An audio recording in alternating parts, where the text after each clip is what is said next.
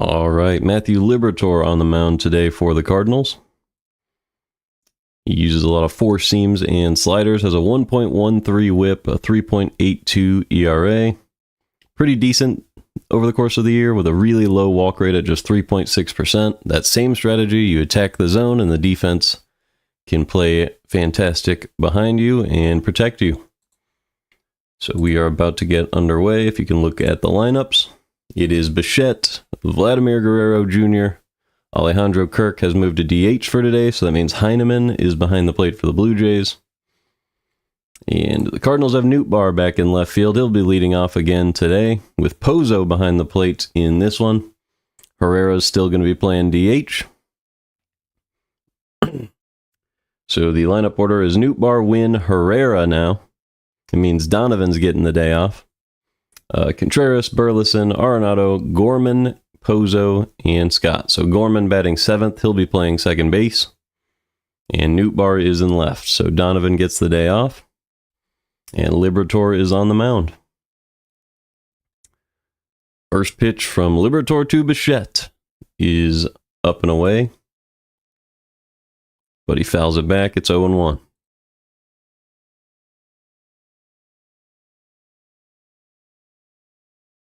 All right, everything is set now. Here we go. Second pitch of the game. The 0-1 to Bichette. He's a little bit upstairs with the cutter, 1-1. Bichette's been pretty good this year, a 745 OPS, 8 home runs, 67 games played. So he's only missed one game all year. Here's the 1-1. Swing and a miss on a fastball on the outside part of the plate, 1-2.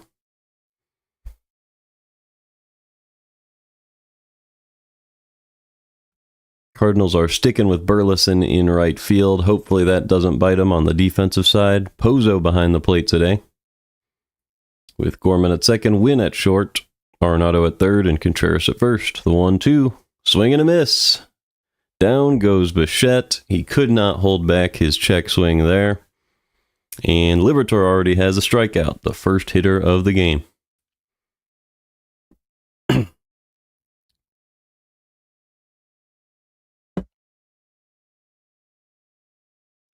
So that's going to bring up Vladimir Guerrero Jr., who got the day off yesterday for the Blue Jays.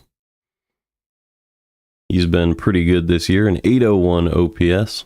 You expect those numbers to come up even higher over the course of the year, as he was fantastic last year, and there's another hit to help bring those numbers up. It was a fastball low and in. He just stuck the barrel to it, drove it to right center field for a base hit. It's a tough out in any game, and so is this guy. It's Alejandro Kirk playing DH for the Blue Jays today. He's having an incredible series. I believe he has at least 6 hits, maybe 7.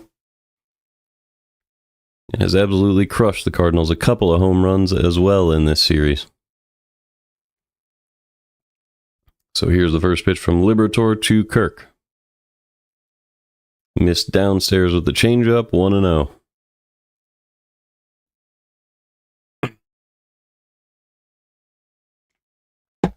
It is 7 hits. Kirk is 7 for 10 in this series.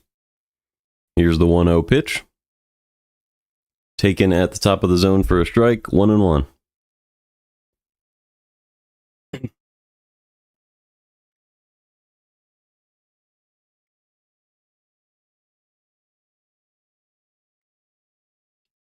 The 1-1 from Liberatore.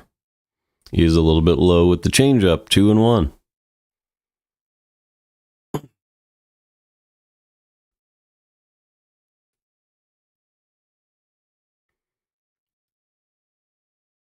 So 1 man on, 1 man out in the first. Here's the 2-1 pitch to Alejandro Kirk. He goes down and away and fouls it back, 2-2. So Liberatore's used mostly the fastball so far in this game. Couple of change-ups. Kirk has been incredible for a catcher, a 2.5 WAR season so far in just 54 games.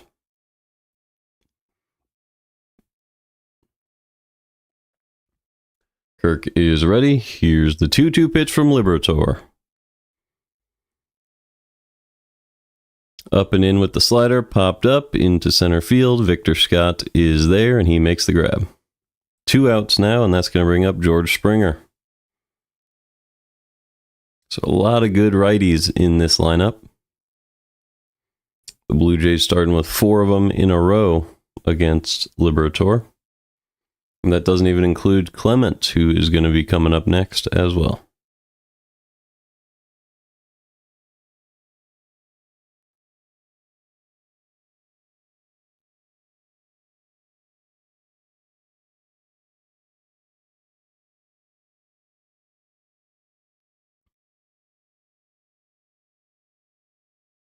All right, here's the first pitch to George Springer.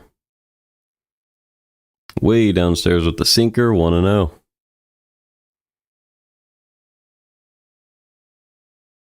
So Vladimir Guerrero Jr. on first. 2 outs. 1-0 count on Springer. Here's the 1-0 pitch. Missed outside with the changeup, 2-0.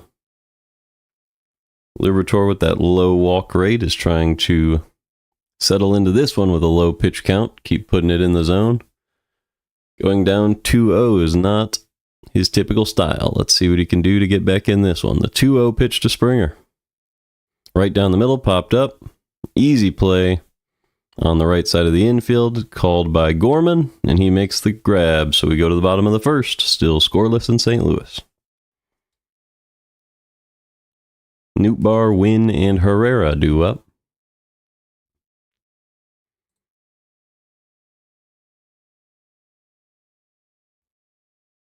I don't mind the move of Herrera up in the lineup. If you go Nootbaar, Wynn, Herrera, you can get away with Donovan being like a 6-hitter, even if he's our best hitter.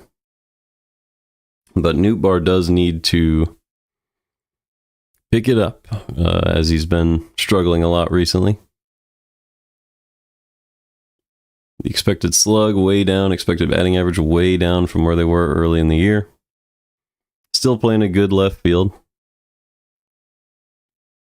Walk rate still amongst the best in baseball, but just needs to lock back in.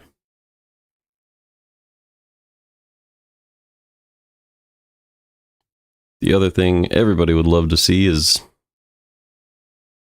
some perfect bullpen management, but it's really, really hard to manage such a long homestand, all consecutive games. Marmal's just trying to do his best to get everyone some work while using the minor league resources that come up and preserving the guys for very close games. But obviously last night it didn't feel great seeing Roycroft out there, but you expect to be winning at some point in some of these games, and that's when you want to be using a guy like Helsley, a guy like Maton, really a guy like Leahy, but they had to get him some work yesterday. So it's a really tough job.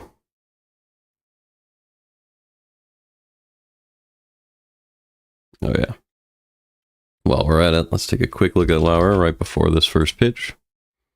0.88 whip. He's been great. Very low expected batting average. Good strikeout rate. Not a great walk rate, so that's a little bit high. Maybe Nootbaar can take advantage, but a 2.08 ERA.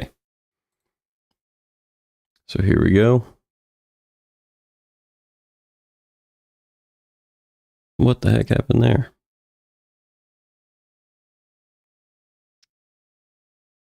So apparently we just missed a pitch on the broadcast. The broadcast just didn't show ball 1 to Nootbaar, but the second pitch was a strike at the top of the zone, 1-1.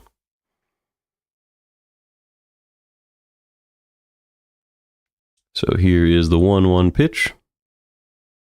Swing and a miss on a fastball right down the middle, 1-2. And here's the 1-2.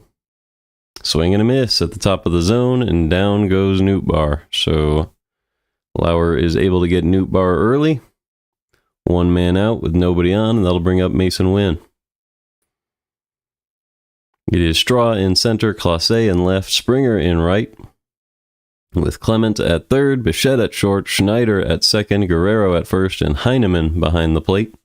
Heineman's been really good this season at the plate, so it makes sense that they'd want him to face a lefty. Here's the first pitch from Lauer to Win. It is a little bit upstairs with the fastball, 1-0.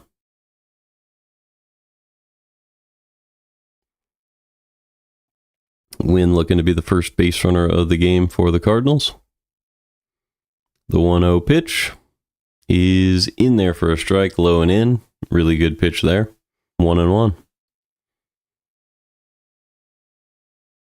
That was just a fastball.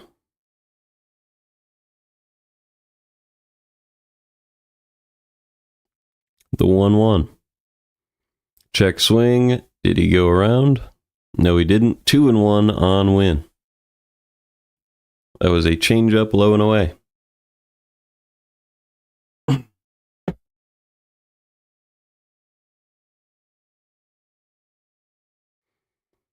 Win is ready. The 2-1 pitch is in there for a strike with the changeup, 2-2. That was a nice pitch up and away. Cardinals hoping to get a win today and salvage this series. Try to get at least one here and avoid the sweep. The 2-2 to Win. Way upstairs with the fastball, it's 3-2. So this is the type of at-bat that you're hoping for during this game. A lot of pitches, potentially drawing a walk, and getting something to swing at here. So let's see what Win can do with this 3-2 count. The pitch, driven up the middle for a base hit. That is a fantastic at-bat by Win, and a really good piece of hitting there. It was a low and outside pitch. He put the barrel on it and absolutely smoked it over the head of the second baseman. Perfect hit on the 94-mile-an-hour low and away fastball. Schneider is playing second base today.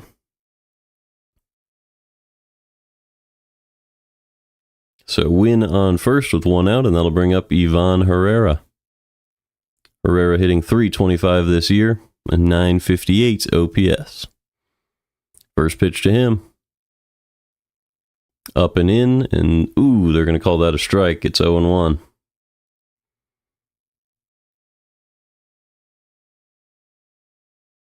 It's an awful call. Objectively, Herrera definitely had a word for the umpire there. No worries, though. Here's the 0-1 pitch to Herrera. Instead, they check on Win, and he throws it away. And Mason Win will take a free base. He's going to take two. So the Cardinals go from a runner on first with one out to a runner on third with one out for Ivan Herrera. So Lauer with an early throwing error, trying to check on Win. Let's see what happened here. Just threw it way off, and Win's slide prevented Guerrero from getting over to that baseball. It skipped out into the outfield, and Win had an easy two bases. So Mason Win on third with an 0-1 count. And Lauer has to settle back in and face the Cardinals' best hitter, Ivan Herrera. Here's the 0-1 pitch. Goes inside with the curveball, 1-1. Herrera this year with a runner on third and fewer than two outs is 3 for 7 with 8 RBIs in 7 at-bats. So that's fantastic. Just 2 strikeouts in this spot. Here's the 1-1 pitch. Inside. Squibs it over to first, and he will be tagged out. So a slow roller somehow does not score a win. Obviously, it might not be worth the risk, but because the infield was in, I guess it's the right decision.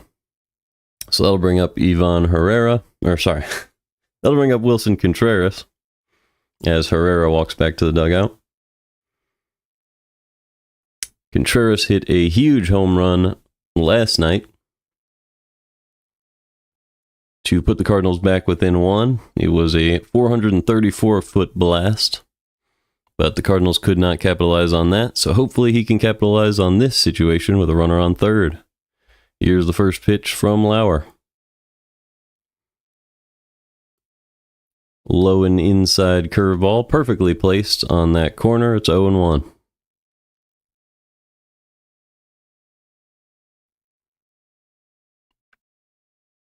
So Contreras trying to not strand Win at third. Here's the 0-1 pitch. Right down the middle with the fastball, taken for a strike. It's 0-2. So Lauer taking an unconventional approach there. A lot of guys will try to draw chases with a runner on third, but Lauer going right after Contreras, and now he has the advantage. Here's the 0-2 pitch. Way low with the changeup, 1-2. That was a good pitch.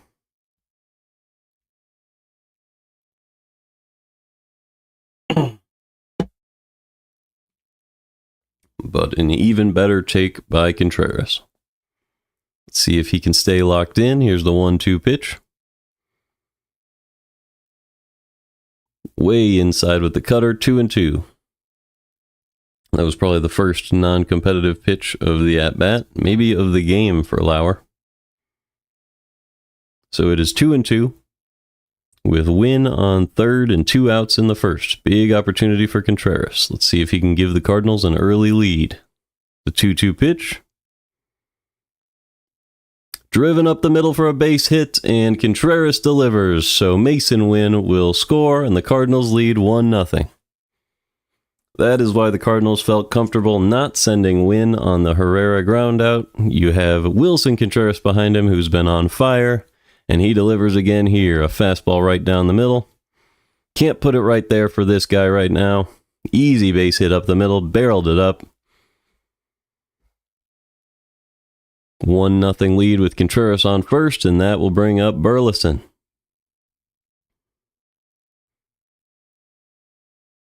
First pitch in a lefty-lefty matchup here.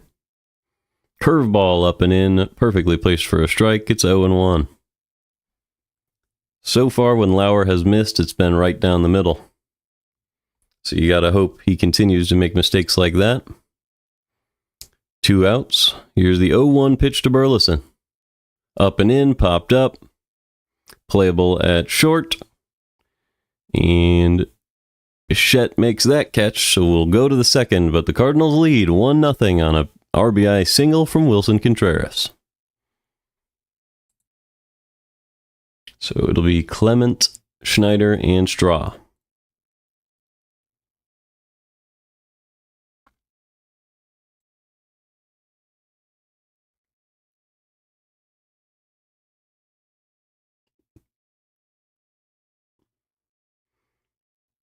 So Clement is a righty. Hasn't hit super well, but doesn't strike out and still squares up the ball, so that'll end up working out for him. He was a pretty good hitter in 2023. I think he can get to 700 OPS, but Schneider. Are these all righties? Like, yep, Schneider's a righty. 708 OPS. I know Straw's a righty. Clase and Heineman. I believe Heineman is a righty. He's actually a switch hitter, so he's a righty today, but they won't have to pinch hit for him or anything. 1.066 OPS so far this year. And then if we look at Clase, he is a switch hitter, so I thought he was just a lefty, but every single hitter in the lineup is going to be hitting from the right-hand side today, so Liberatore has his work cut out for him. We'll see what he can do.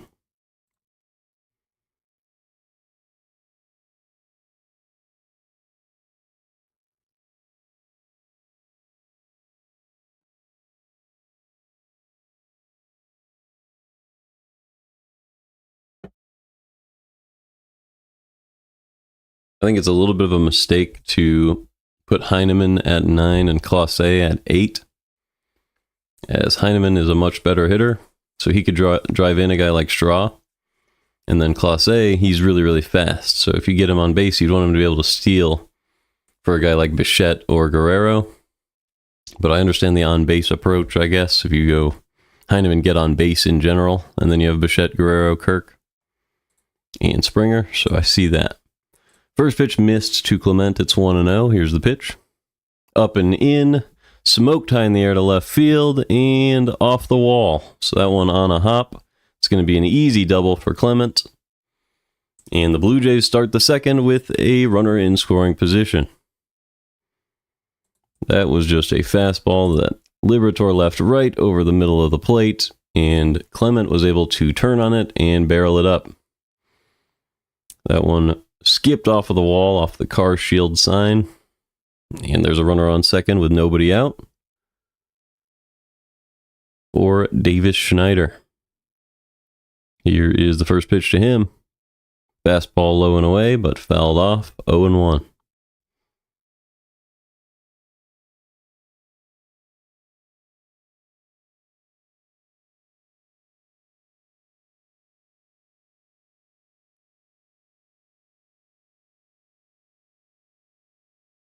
The 0-1 pitch is at the bottom of the zone. A changeup popped up, playable for Gorman, who makes the call and the grab. So 1 out in the second.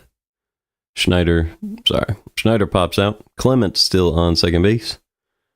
And that will bring up Miles Straw.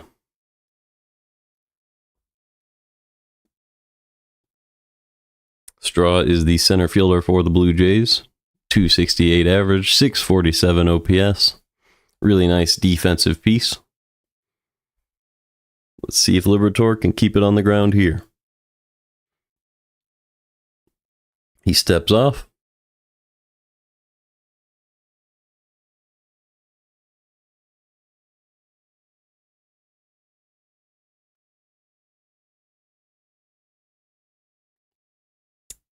All right, Liberatore is finally ready. Here we go. The first pitch to Straw is way inside with the curveball, 1-0.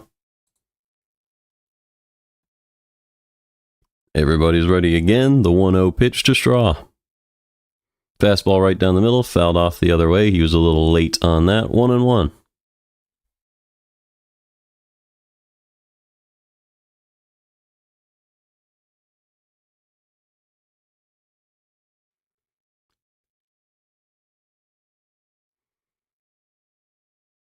The 1-1 pitch.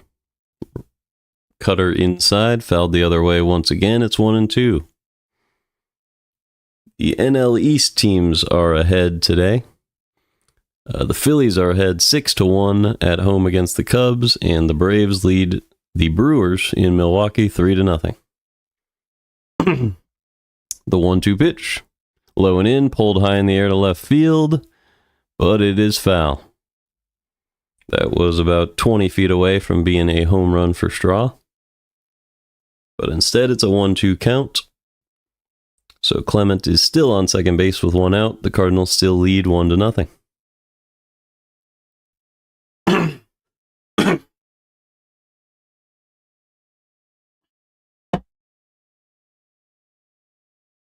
Liberatore is ready. Here's the 1-2 pitch to Straw. Upstairs with the fastball. He did not go. 2-2.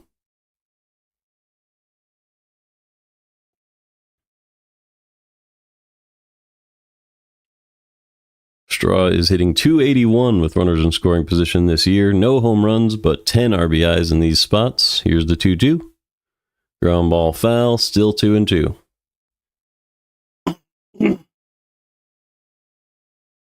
So Straw on 32 opportunities has driven in 10 runs.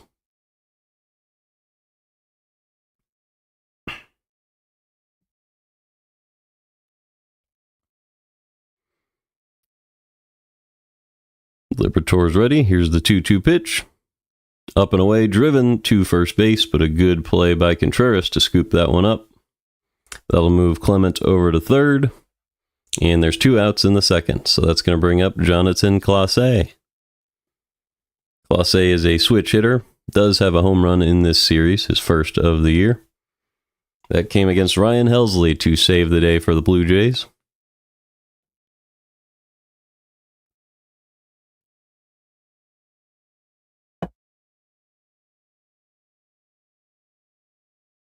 So Clase taking his first at-bat from the right-hand side of the series. Here's the pitch. Curveball at the top of the zone, in there for a strike. It's 0-1.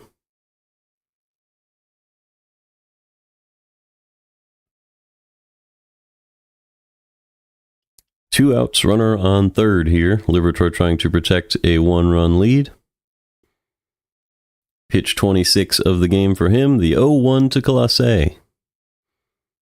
Fouled back, 0-2.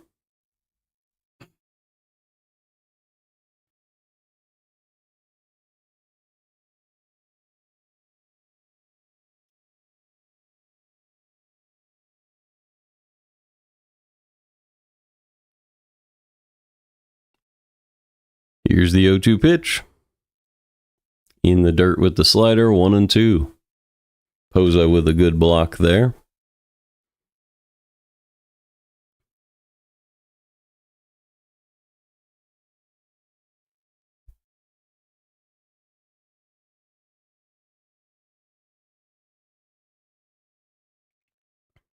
The 1-2 pitch to Clase.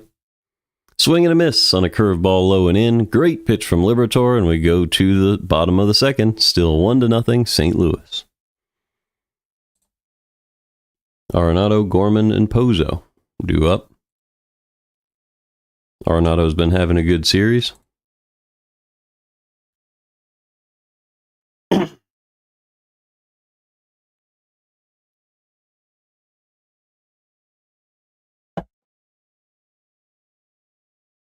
Does have 8 home runs compared to 16 last year and less than half the plate appearances, so that's fantastic.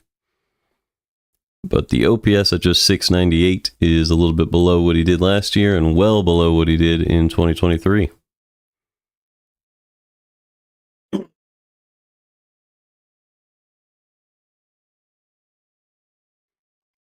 He's been all right at third base. They have him at just 2 outs above average, which is well below what you'd expect from a guy like Arenado. But a lot of that is just a couple of miscues. And he'll clean it up over the rest of the year because you expect it from him, and he always does. He had 10 outs above average last year. It'll come back up.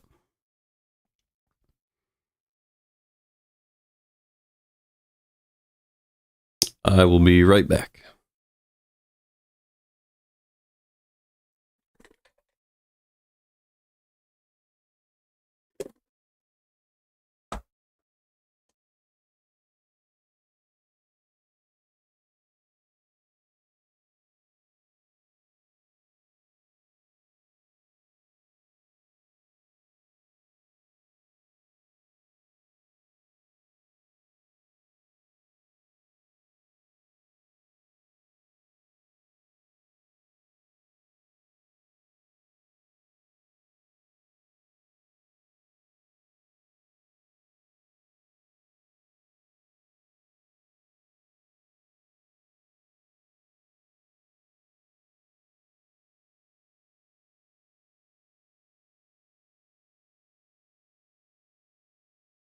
All right, we are back. Lauer missed with the first pitch up and away. It's 1-0. That was a fastball.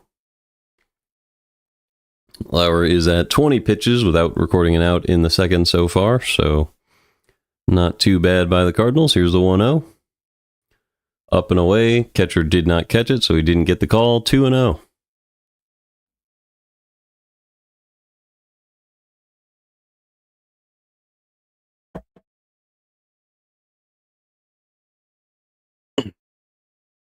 Lauer is ready. Here's the 2-0 pitch. Swing and a miss on a fastball above the zone. It's 2-1.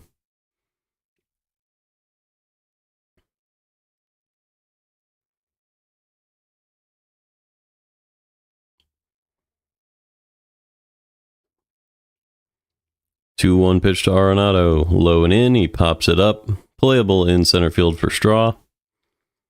And he'll make the grab. So 1 out in the second. And that's going to bring up Nolan Gorman.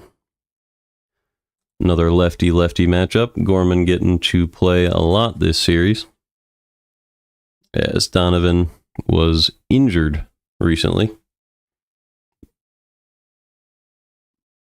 So he's getting the day off. I doubt it's going to be an IL stint, but it'll be at least this day off for Donovan. The pitch. Check swing. Yes, he did. It's 0-1. Gorman takes a cutter for a strike.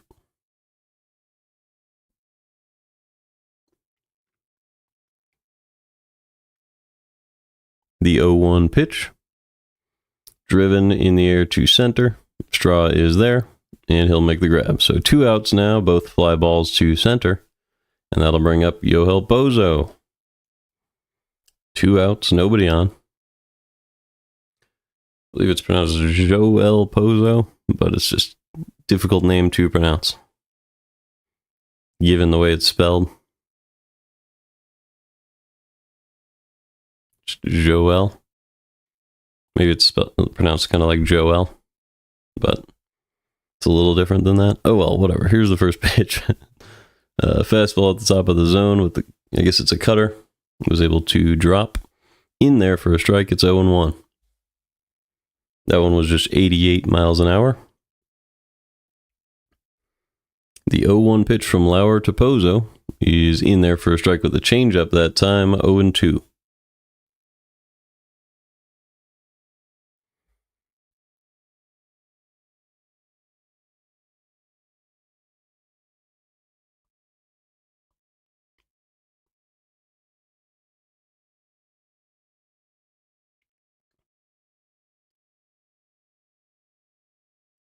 The 0-2 pitch, driven the other way foul, and we'll have to do it again. Pozo's only played in 21 games so far this year. Done pretty well, a 293 average, 697 OPS.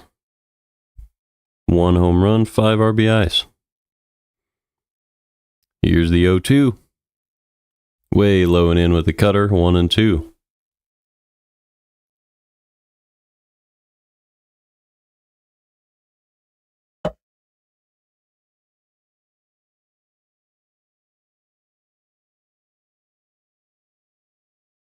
1-2 pitch, up and in, pulled foul. Great hands by Pozo there. That one was inside, but he made contact. So the count is still 1-2. 2 outs, nobody on in the second. The Cardinals lead this one 1-0. Lauer up above 30 pitches in 2 innings. 1-2 pitch. Goes down and smokes it high in the air to left field. That one is at the wall and gone. A solo home run for Yoel Pozo. And the Cardinals lead 2-0. Second home run of the season, 6th RBI for Pozo. That one 366, 101.5 miles an hour off the bat. And a surprise ambush by Pozo. It was a curveball. Left out over the middle of the plate. He ducked down, put the barrel on the ball. Perfect angle. No chance in left field for Class A.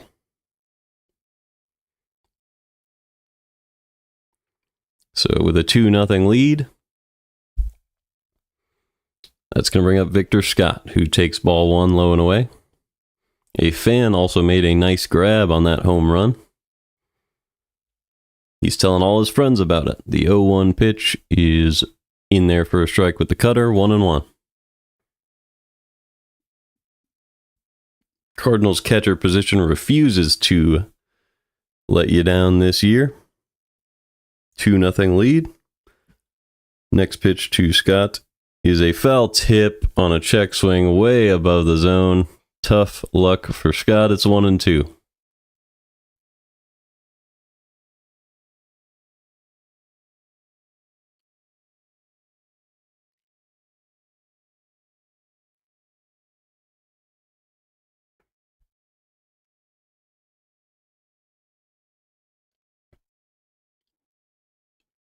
One-two pitch from Lauer to Scott is low with the cutter, 2-2.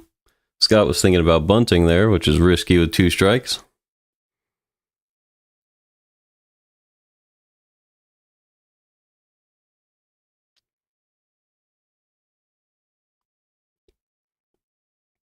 Two-two pitch, pulled to first base. That's playable for Guerrero, and he makes the play. So we'll go to the third, but not before a solo home run by Yoel Pozo gives the Cardinals a 2-0 lead.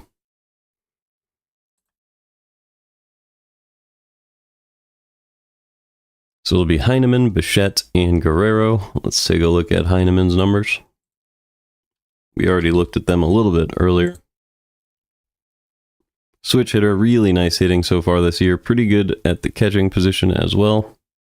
Just 56 at-bats, 24 hits, that's 429 average, with a 1.066 OPS. Let's see, did he get a full season in 2022? He was a good defensive catcher over the course of that year. Still wasn't qualified at a -11 batting run value, so that probably didn't go very well. He was never a qualified hitter. He is 33 years old, but he's hitting pretty well this year.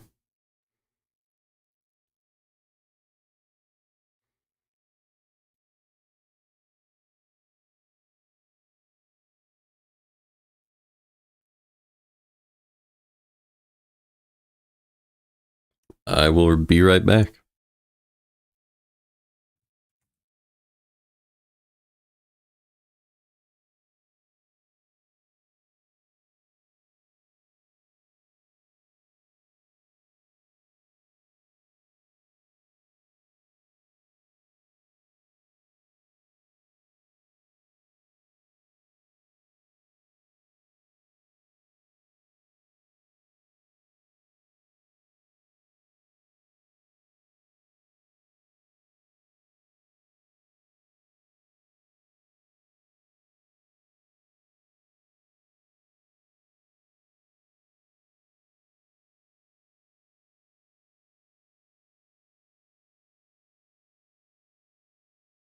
Alrighty, the game is back.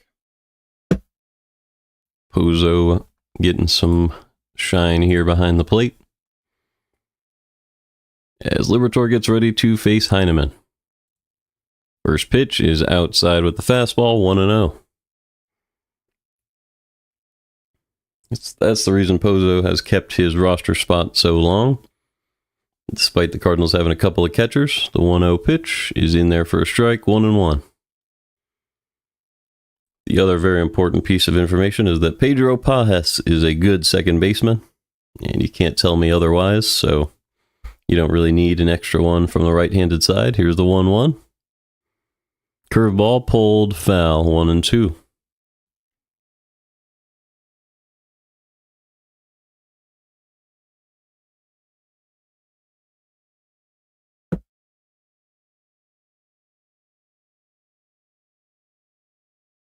The 1-2 from Liberatore to Heineman as Heineman digs back in. Here it is. Way upstairs with the fastball, 2-2. Heineman has appeared in 22 games this year with 2 home runs, 1.5 WAR with a 1.066 OPS. And he squibs one up the middle, off the bag, and through the hole past Gorman. Because of how slow that pitch was moving, it's going to be extra bases for Heineman. So what should have been a ground out turns into a double. I don't know if you rule that an error, but I would hope that it would be. As that was squibbed through the legs of Liberatore, he thought Gorman could make that play, but Gorman just didn't get the glove low enough. Yeah, that one went over the bag. There's no excuse for that. Definitely an error on Gorman.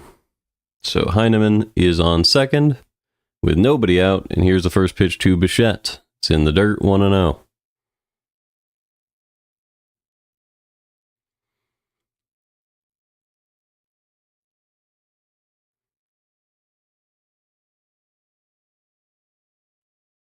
Can't have the ball go under your glove. If it goes over your glove, it'll hit your body, hopefully. But under the glove, that's just giving away free bases. As Bichette swings over a curveball, it's 1-1. Bichette did strike out back in the first. Another strikeout would be huge here. Liberatore getting ready. Here's the 1-1 pitch to Bichette. Outside, pulled foul, 1-2. That was not.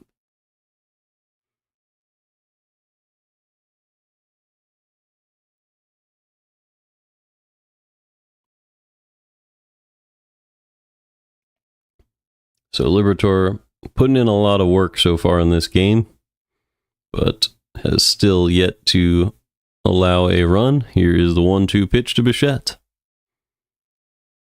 Puts the slider in the dirt, 2-2. Bichette has been really good this year with runners in scoring position, with a .400 average, 4 home runs, 33 RBIs on 65 at-bats, 9 extra base hits in these spots.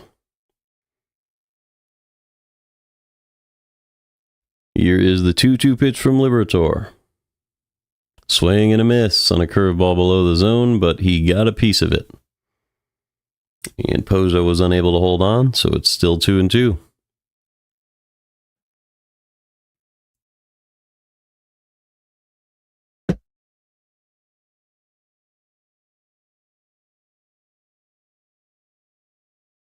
Two-two pitch from Liberatore to Bichette. Driven the other way, foul, still 2-2.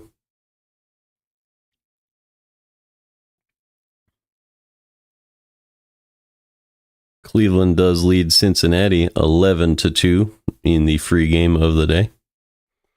So that is good to see. Pitch 40 of the game from Liberatore, the 2-2 pitch to Bichette. Ground ball foul, and we'll do it again. Great at-bat from Bichette so far. Making Liberatore work. Vladimir Guerrero Jr. is on deck. He's 1 for 1 today. Let's see if Liberatore can finish off Bichette. The 2-2 pitch. Ground ball up the middle. That's going to be a base hit. Straight to Victor Scott. You expect the run to score. And he will. So it is 2-1. Cardinals now in the third after an error allows Heineman to reach second.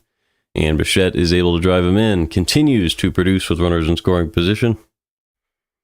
And now the Blue Jays have one on with nobody out for Vladimir Guerrero Jr.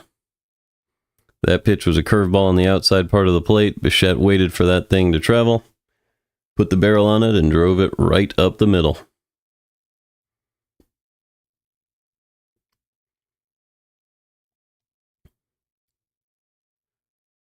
Vladimir Guerrero Jr. is 1 for 1 today. Here's the first pitch to him. It is low with the cutter, 1-0.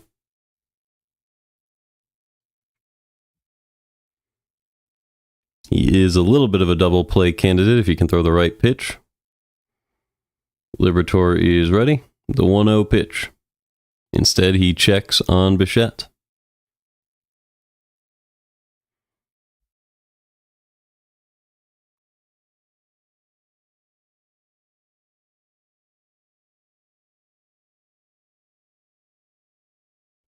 Here's the 1-0 to Guerrero. It is low with the changeup, 2-0.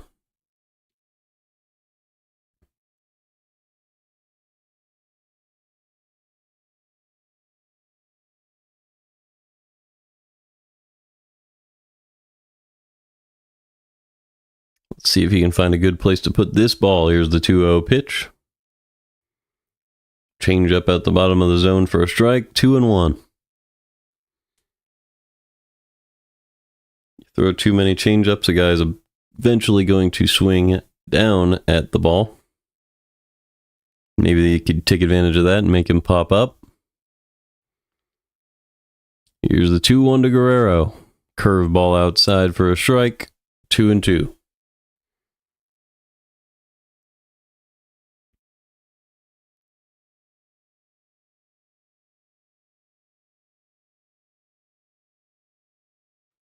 Guerrero hitting .278 with 8 home runs this year. Let's see if Liberatore has a good pitch in store for him.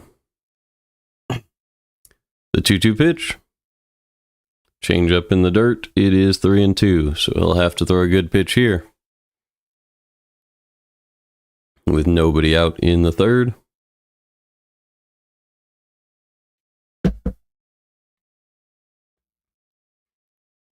Alejandro Kirk is on deck. He's been a demon for the Cardinals so far this series. Here is the 3-2 pitch.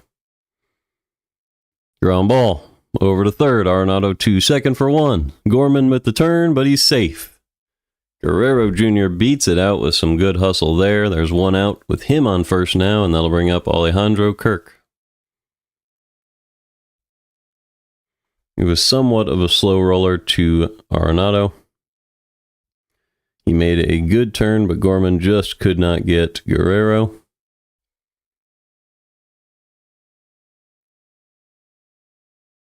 Who turned it on with the speed there. So that's going to bring up Kirk. Here is the first pitch to him. Just inside with the changeup, 1-0.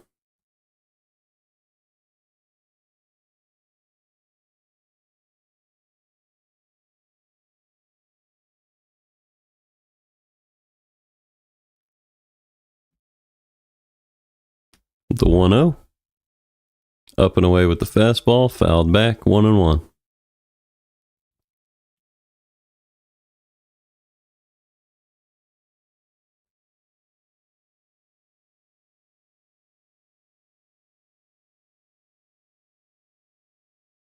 The 1-1 pitch, which is pitch 50 in the game for Liberatore, is low.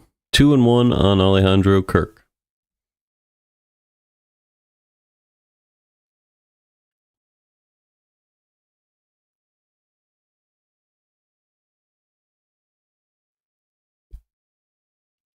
A lot of pitches for Liberatore. Here's the 2-1 pitch. Hold fair down the third base line. It's another hit for Kirk. That's going to put him at 8 for the series. Nootbaar is going to go to second and hold him at first. Runners at the corners with 1 out. Kirk is absolutely raking here. If the Cardinals could somehow add him to the roster, this might be the place for him. But that being said, the Cardinals already have 3 catchers. So adding another one would be a little excessive. And Dusty Blake is going to have a discussion with Liberatore here, with George Springer due up next.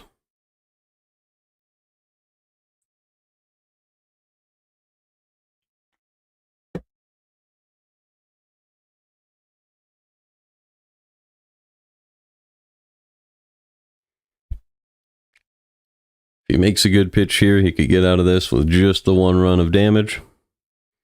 Even if he gives up the run on third, the Cardinals have an offense. They can battle back. You don't have to overthink it. Just get this out and try to get out of this inning.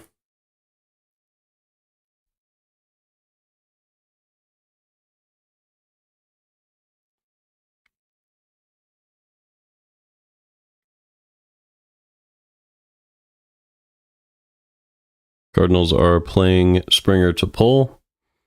They have Gorman right up the middle. Mason Wynn in the hole between second and third base. And Arenado over there as well. Here's the pitch. Curveball swung on and missed by Springer. It's 0-1.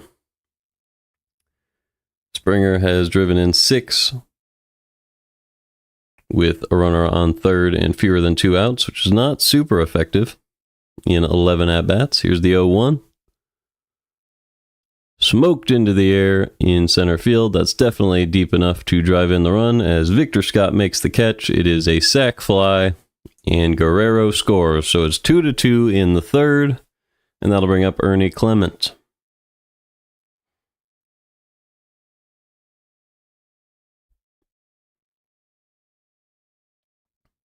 So a good job by Springer there. He does drive in the runner from third that time with a sac fly. So Liberatore's work is cut out for him here. Just needs to get this out. Here is the pitch. Curveball at the top of the zone for a strike. It's 0-1. Alejandro Kirk is on first. Ernie Clement at the plate. 0-1 count in a 2-2 ball game in St. Louis against the Blue Jays. The 0-1 pitch. Ground ball up the middle. That one is through for a base hit. Clement with a single, runners on first and second with 2 outs. And that will bring up Davis Schneider. So Clement is 2 for 2 now.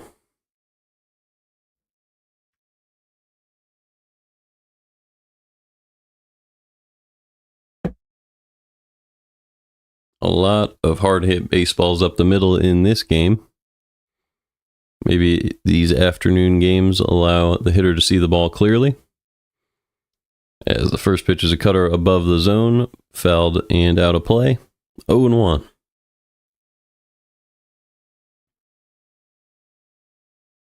Schneider popped out in the second and was a little bit under that cutter. So maybe avoid throwing a changeup to him as he's swinging below the ball anyway. Here is the 0-1 pitch to Schneider. Curveball. Doesn't get the call on the outside corner. 1-1.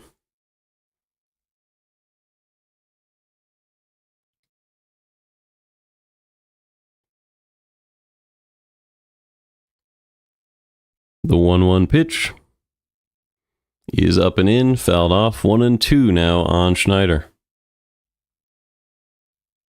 Schneider with just a 185 average, but does have a 685 OPS, so he must walk a lot. Just one home run on the year. The 1-2 pitch from Liberatore. Swing and a miss on a slider down the middle. And down goes Schneider. So we will go to the bottom of the third. It is 2-2 now in St. Louis. It's going to be the top of the order.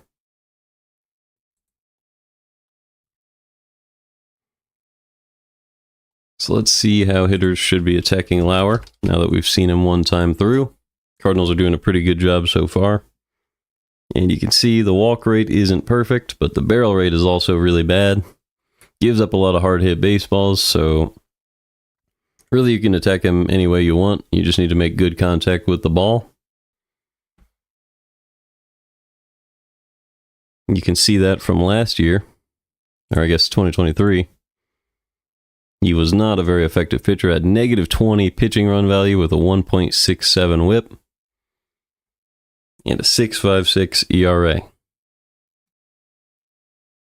So the current pitching value just on this expected batting average is probably due to a bunch of pop-ups, which can't last forever. So Cardinals just got to approach him like they do any pitcher, and they've done that so far. Oh, whoops. I really do want to see Newt have a successful at-bat here. Bring that expected batting average, expected slug back, and hit the ball hard. It's been a little while.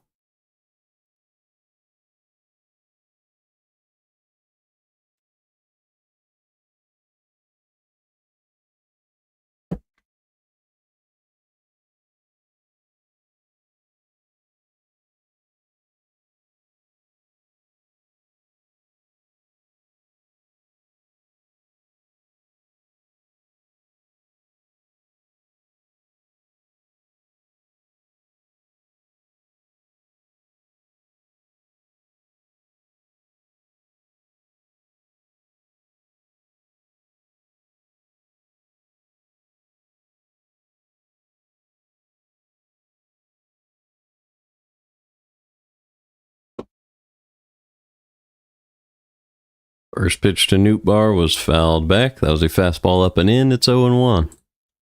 So Lauer has been succeeding against Nootbaar here in this game. He already has a strikeout. See if Nootbaar can make him work or just barrel one up. Get some Newts going in the stadium. Here is the 0-1 pitch. Fastball low and away. That one fouled back once again. It's 0-2. Nootbaar was just off of that one. I hope he takes a similar swing here.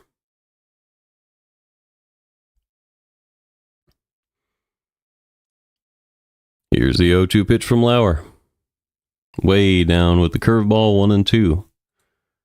So Nootbaar trying to reach as the leadoff hitter. That is his job. Mason Wynn on deck, the 1-2 pitch. Swing and a miss on a curveball low and in, and it's another strikeout for Nootbaar. Really rough game for him, and it's been a rough series. He is 0 for 7 in this series. And that will bring up Mason Wynn. Mason Wynn is 1 for 1 today. Did come around to score on that Wilson Contreras single after the error by Lauer.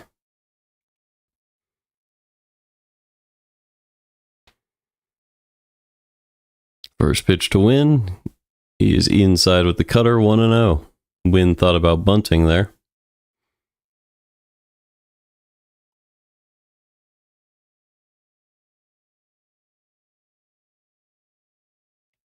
The 1-0 pitch. In there for a strike with the changeup, 1-1.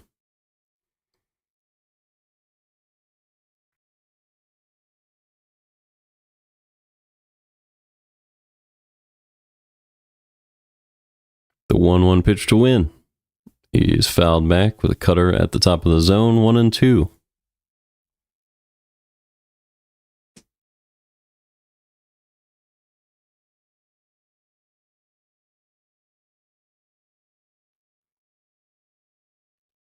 So 1 out, nobody on. Mason Wynn at the plate. Here's the 1-2 pitch to him. Check swing foul ball at the top of the zone, 1-2.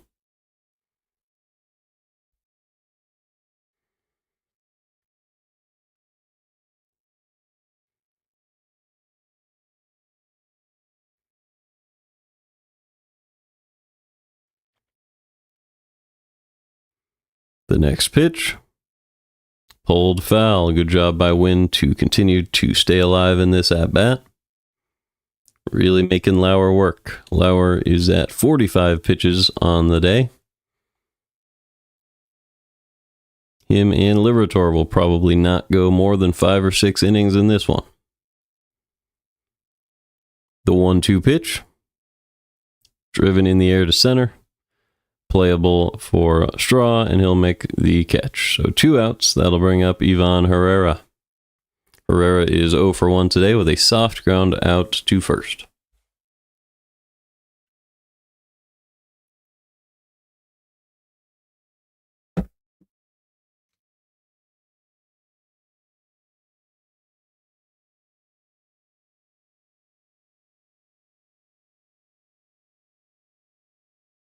Two outs, nobody on. We'll see if Herrera can take a good swing at one of these. Try to get extra bases, maybe. First pitch. Curveball way up and away. 1-0. Even with Contreras on deck, extra bases would be extra nice here for Herrera to try to get someone in scoring position. The 1-0 pitch. Curveball catches the upper outside corner. 1-1.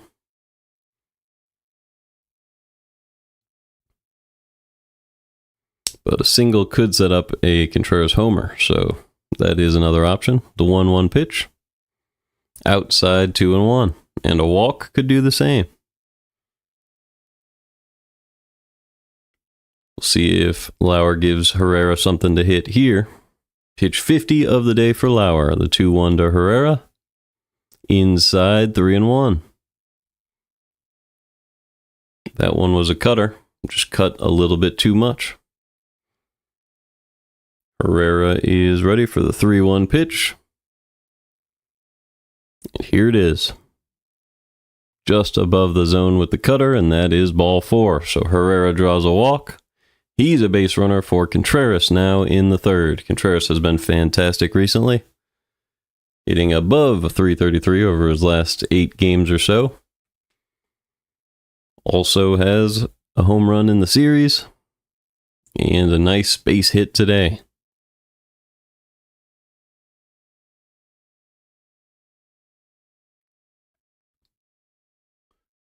First pitch to Contreras. Up and in with the cutter. It ended up hitting him in the arm pad, and Contreras will reach. So a hit by pitch there, and that'll bring up Burleson with 2 men on and 2 men out. Lauer is not happy. Might have said he leaned into it. Just hit the elbow pad, if anything. But the ump made the call. I don't know if you can challenge that.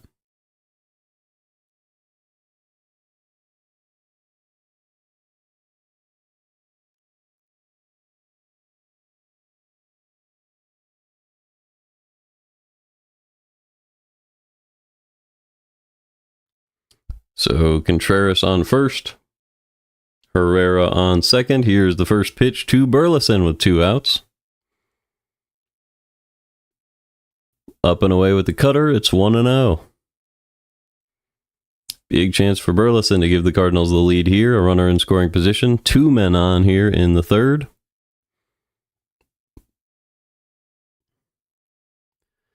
The 1-0 pitch is fouled back 1-1. That was a cutter over the middle of the plate.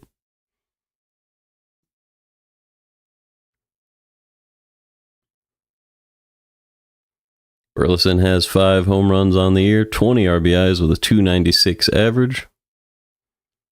Has not played every day, but he's been worked into the lineup a lot recently. Here's the 1-1 pitch to Burleson. 93 with the fastball right over the middle of the plate. That one a little bit above the dead middle of the zone. It's 1-2.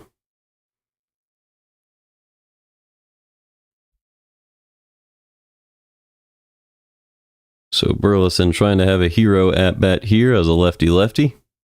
Herrera on second in the third. It's a 2-2 ball game. Here's the 1-2 pitch from Lauer. Fouled off by Burleson, and it's still 1-2. A great at bat from him.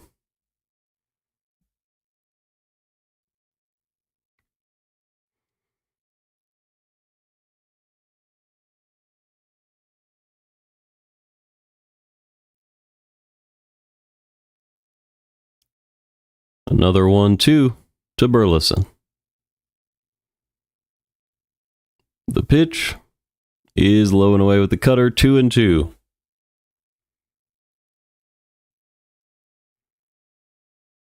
So runners on first and second. Burleson, big opportunity. Facing a lefty here. 58th pitch of the game for Lauer. The 2-2 to Burleson. Fouled back. Great at bat from Burleson. Protecting with 2 strikes has been one of the identities of this team. Making opposing starters work deep into counts. Get them out of the game early. Get to the bullpen. Top 5 offense for a reason. Let's see if Burleson can keep it up. Here's the 2-2 pitch to him. Swing and a miss on a fastball on the outside part of the plate. Down goes Burleson. He's really frustrated. We go to the fourth. Still 2-2.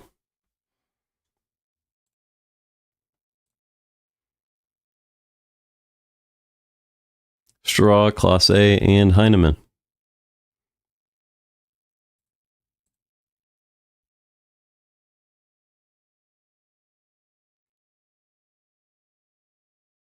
Straw's been a really nice center fielder for them. 92nd percentile in sprint speed, 4 outs above average, and 92nd percentile in fielding value.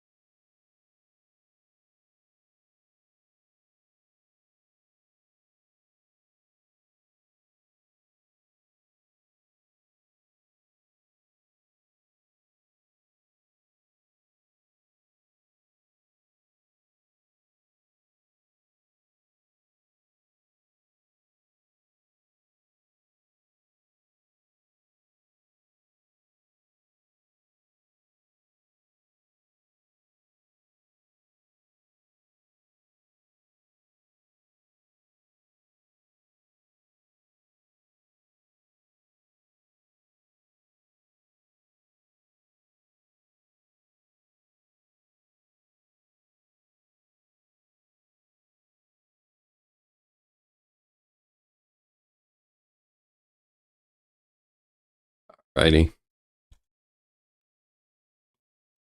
First pitch from Liberatore to Straw is bunted over to the right side. That's going to be an infield hit for Straw.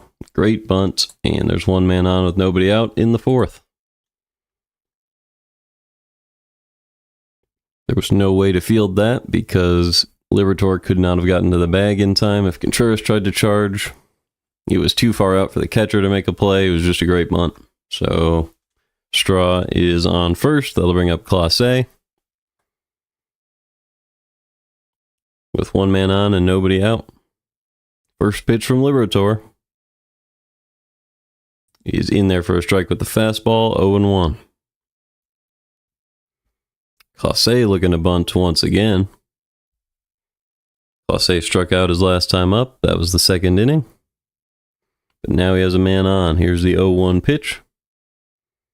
In the dirt, 1-1.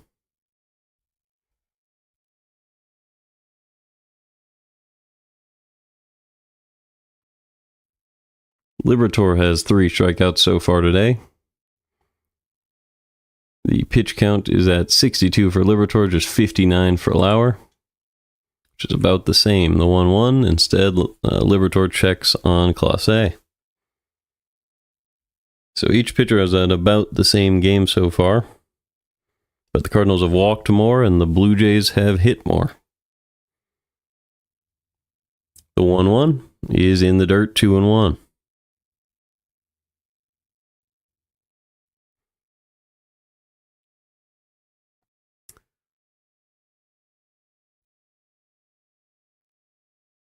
Lauer has a walk and a hit by pitch. Liberatore has neither so far in the game. Here's the 2-1 to Class A. It is low, 3-1.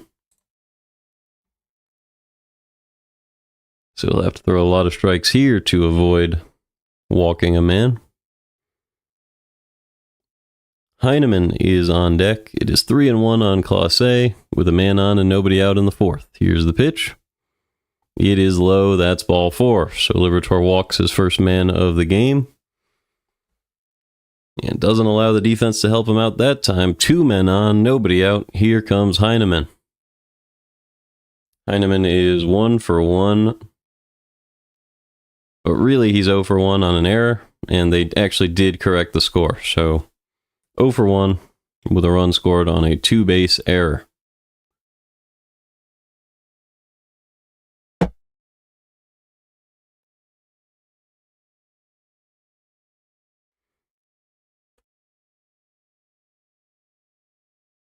That error was on Gorman back in that third inning.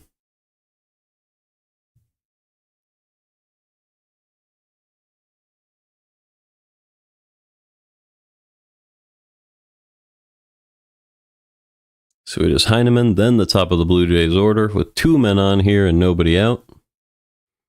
Let's see if Liberatore can get a ground ball here. Cardinals playing Heineman to pull.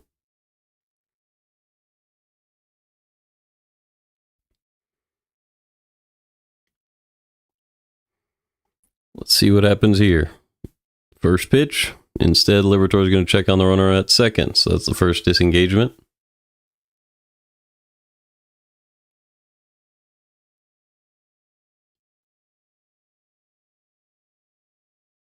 So Straw wasn't going anywhere. Here is the pitch to Heineman. He will square around and pull back. It's 1-0. So Liberatore has to find the zone even when guys are squaring around to bunt. Sometimes that messes with the pitcher.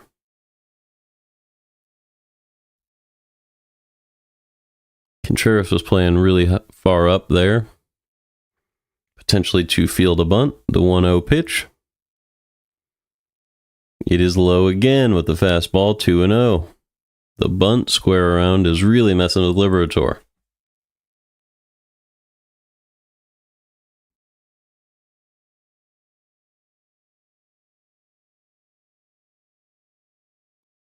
And Dusty Blake going up to talk to him.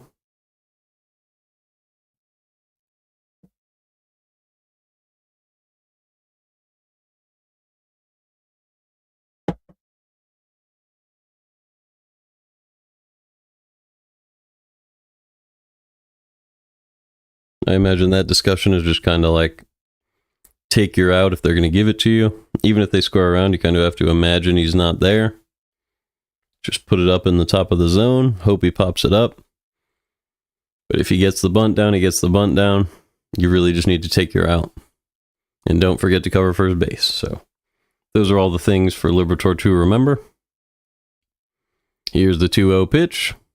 Right down the middle, ground, perfect bunt over to Arenado. He'll make an easy play. And that'll put runners at second and third with one out in the fourth. That'll bring up Bo Bichette.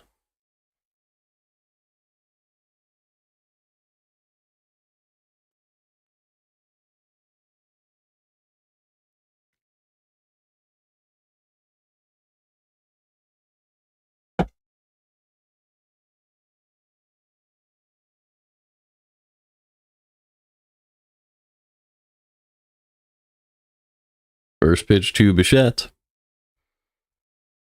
is at the top of the zone, fouled back. That was a cutter at 90 miles an hour. Definitely a hittable pitch, so Cardinals lucky Bichette didn't get to that one. 2 men in scoring position. Already has a hit in this spot today. Hopefully Liberatore can get him here. The 0-1 pitch.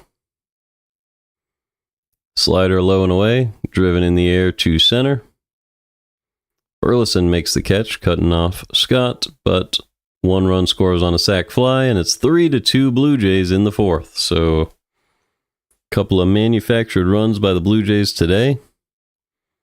They lead 3-2 with a runner on third and 2 outs now for Vladimir Guerrero Jr.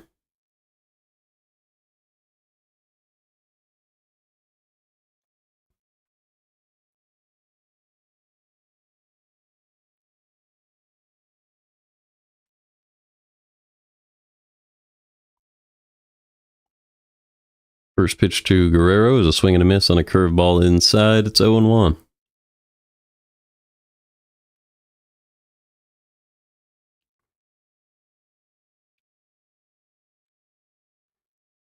The 0-1 pitch to Liberatore. Pulled fair and through at third base, so that is going to score a run. It's going to be a base hit for Guerrero. It's 4-2 Blue Jays. An RBI single with 2 outs. Big hit there from Guerrero, and that'll bring up Alejandro Kirk. That was just 90 miles an hour, low and in. Near the corner, but nothing Arenado could do to field that one. And with 2 outs, that'll bring up Alejandro Kirk. The first pitch is in there for a strike, 0-1. That was a curveball.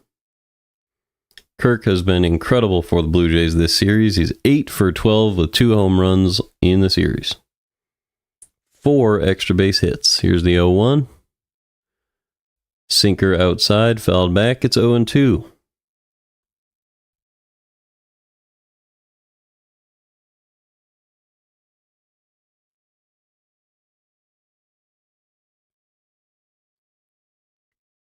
The 0-2 pitch from Liberatore to Kirk is in the dirt. Pozo is going to try to stop Guerrero from stealing, but he is safe.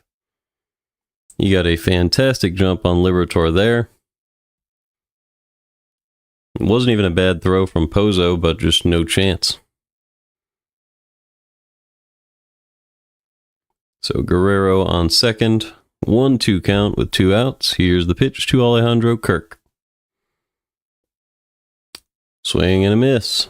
And down goes Kirk, so we'll go to the bottom of the fourth. It is 4-2 Blue Jays. Cardinals scored 1 in the first 2 innings. The Blue Jays scored 2 in the last 2 innings. Each of them, by the way. So it's 4-2 Blue Jays. So it's going to be Arenado, Gorman, and Pozo.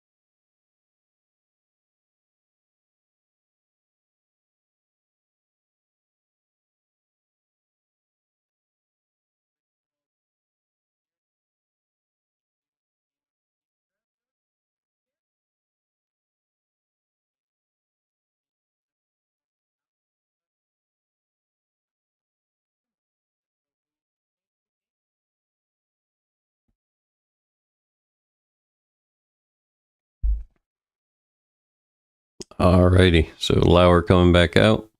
It'll be Arenado first.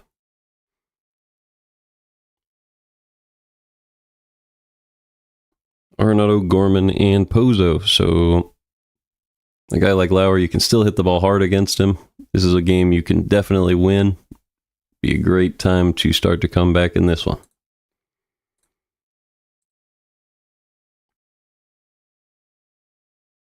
Fastball right down the middle for a strike on Arenado, and it's 0-1.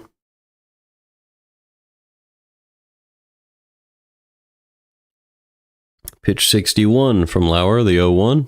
Swing and a miss on a cutter inside, it's 0-2. So Arenado starts out behind in this at-bat. He is 0 for 1 with a fly out back in the second. Starting to produce a little bit at the plate. Here's the 0-2 pitch from Lauer. Fouled off the other way, still 0-2.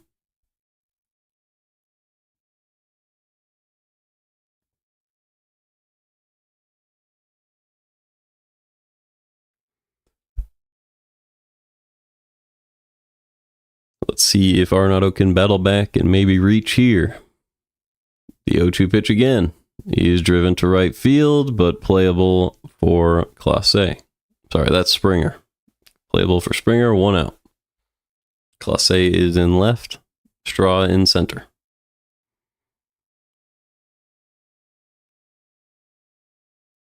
So 1 out, nobody on. That'll bring up Gorman. Gorman is 0 for 1 today. Has not struck out a whole lot recently, which is a really nice development. See what he can do against Lauer. Here's the pitch. Above the zone with the fastball, 1-0.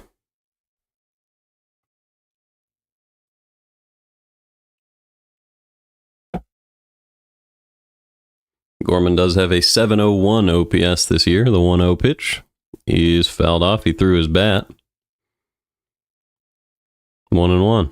So Marmol caught that bat, handed it out. So that's cool.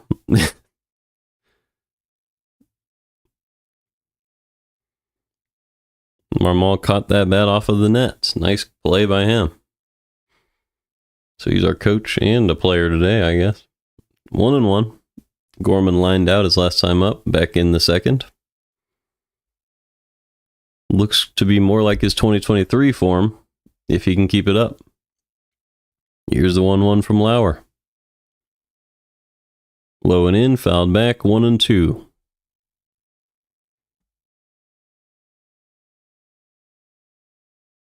So this is where it gets a little bit scary. Gorman hasn't shown a great ability to hold back on those low and outside pitches.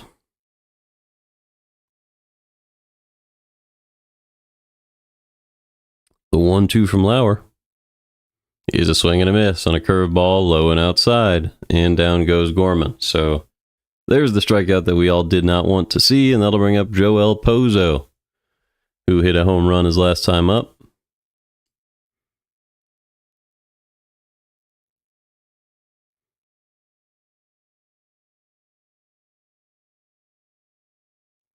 Looks like the wind helped him to hit that home run. First pitch to him is grounded foul, 0-1. They showed in calm conditions that Pozo's home run would have been short of the wall, but due to the wind, he was able to get up over it. So now here's the 0-1 pitch from Lauer to Pozo. Popped up. Playable in foul territory for Guerrero, and he makes the catch. So we'll go to the fifth.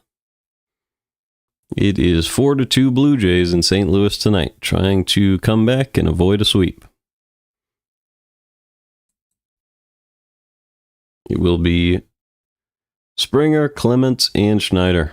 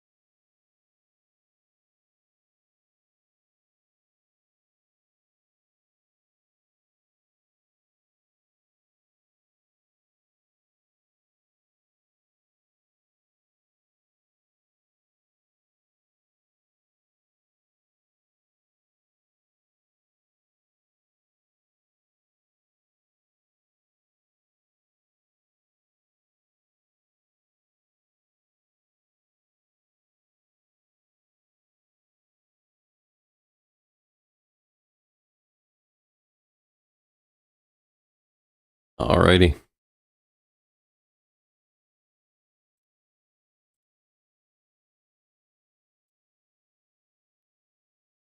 So Liberatore versus Springer here. Springer is 0 for 1 today, does have 10 home runs on the year. Might have been hit by a pitch today as he pops one up. Oh no, he had a sac fly earlier in the game. As Burleson makes a catch, 1 out.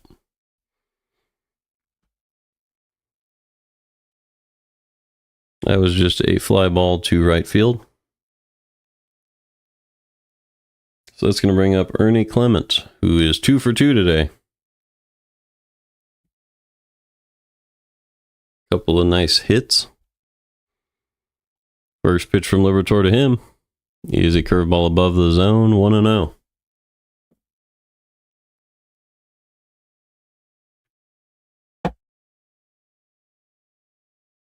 Clement is 2 for 2 with a 278 average on the year as he smokes one to left field, and it is gone. A solo bomb over the left field wall. Another bad pitch from Liberatore, and Clement is having a day. He's 3 for 3, now has a homer. 4th home run of the year for him. And it is 5-2 Blue Jays.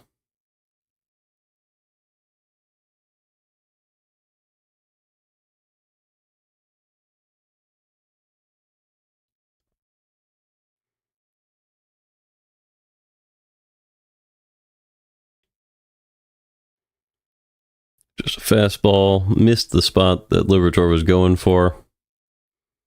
And Clement barreled it up. Nothing else to say. Here's the pitch to Schneider. Up and away for a ball. It's 1-0.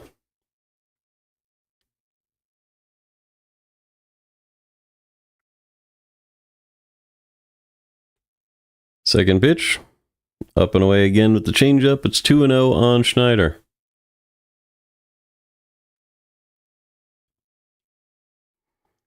Schneider hitting 179 on the year. He's 0 for 2 in this one. The 2-0 pitch. Driven to center field. Easy play for Scott. And he'll make the catch. So 2 outs. That'll bring up Miles Straw.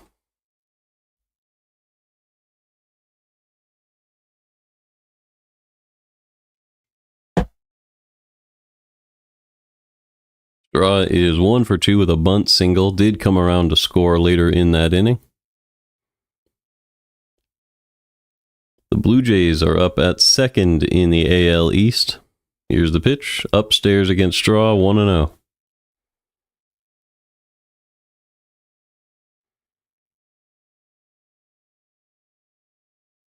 The 1-0 pitch. Way up and away with the curveball, 2-0.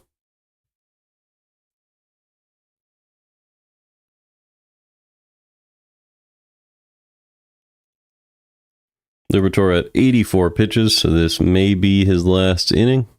Probably gets one more, though. As Straw pops one up, but into the screen. Foul, 2-1.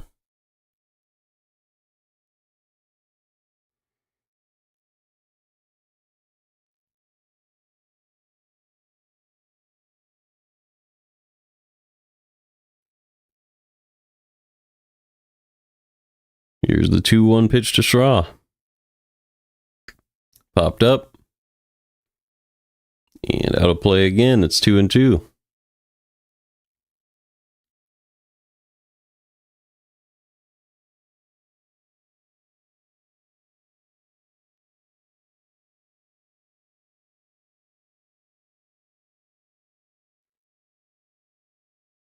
Two pitch to Straw.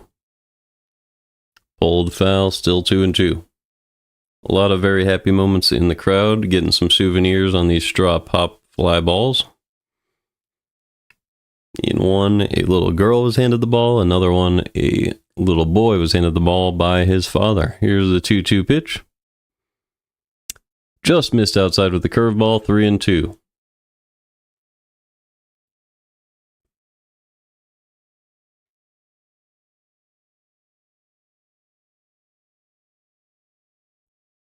Three-two pitch to Straw is pulled foul, still 3-2.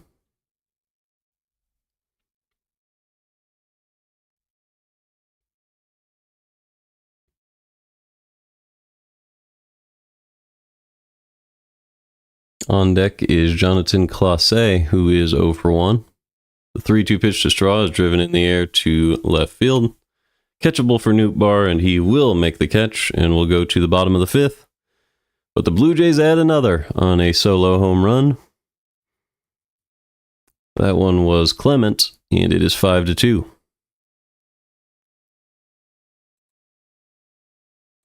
So it'll be Scott, then Nootbaar at the top of the order.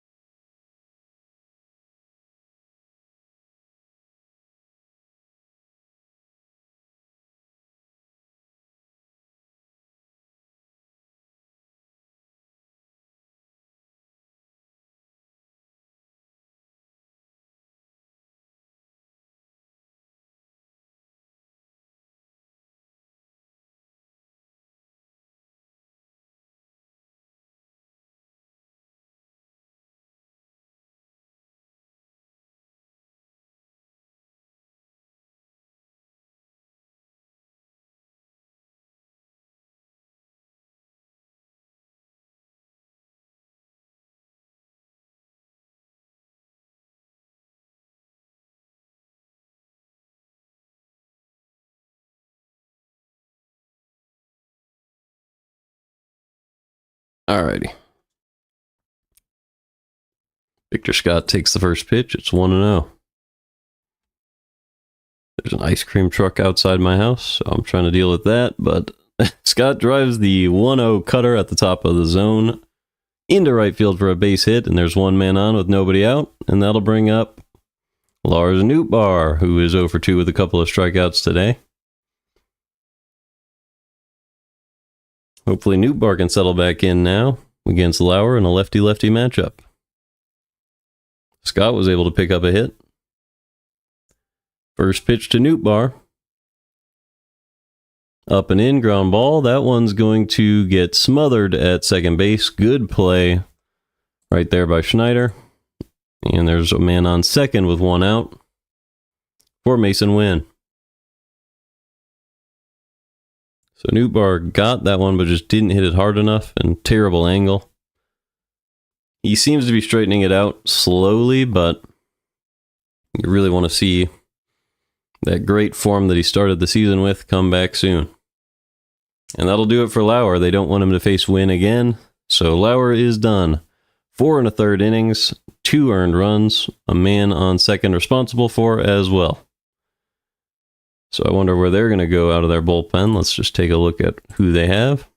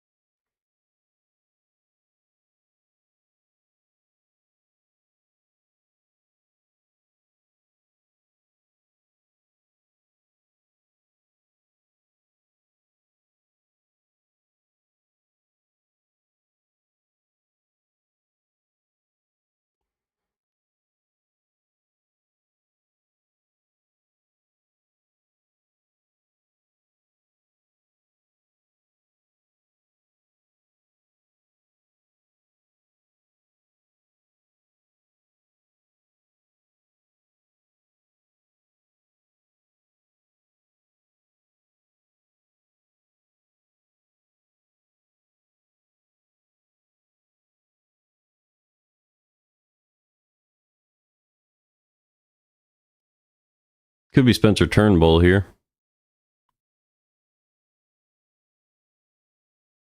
I doubt they go back to Chad Green.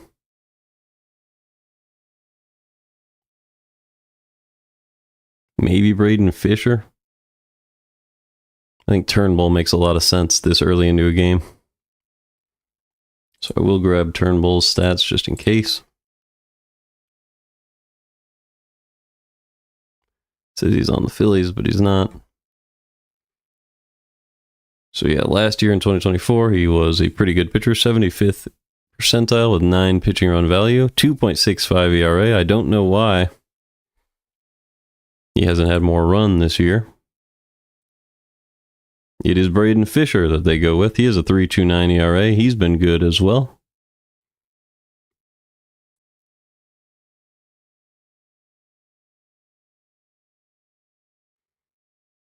.95 whip. He's been good across the board, so let's see what the Cardinals can do against him. First pitch from Fisher to win. Outside with the slider, 1-0.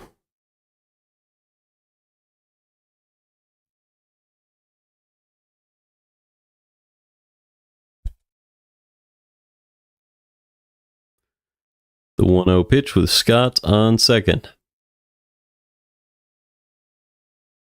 In there for a strike, 1-1.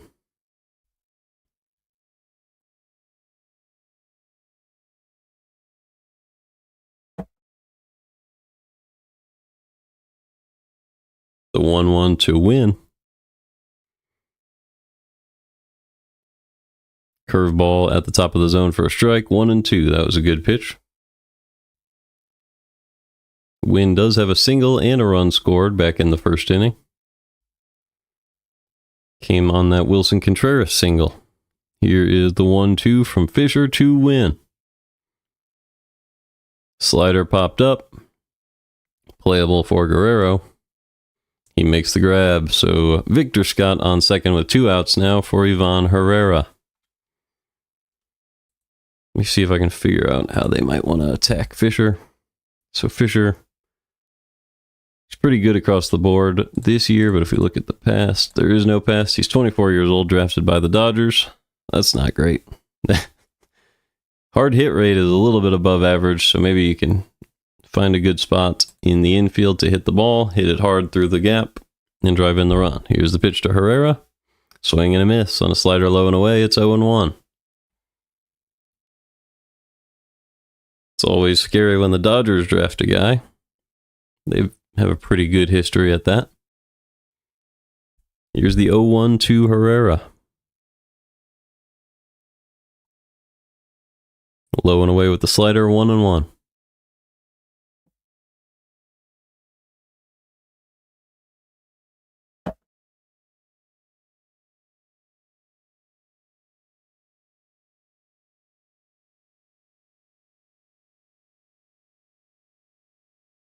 Fisher's ready for his 7th pitch of the inning, the 1-1 to Ivan Herrera. Low and away, 2-1. So Herrera ahead in the count. Chance to drive in a run here. With Victor Scott on second.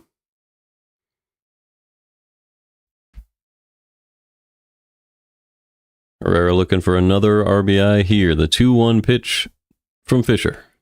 Chopped foul, 2-2.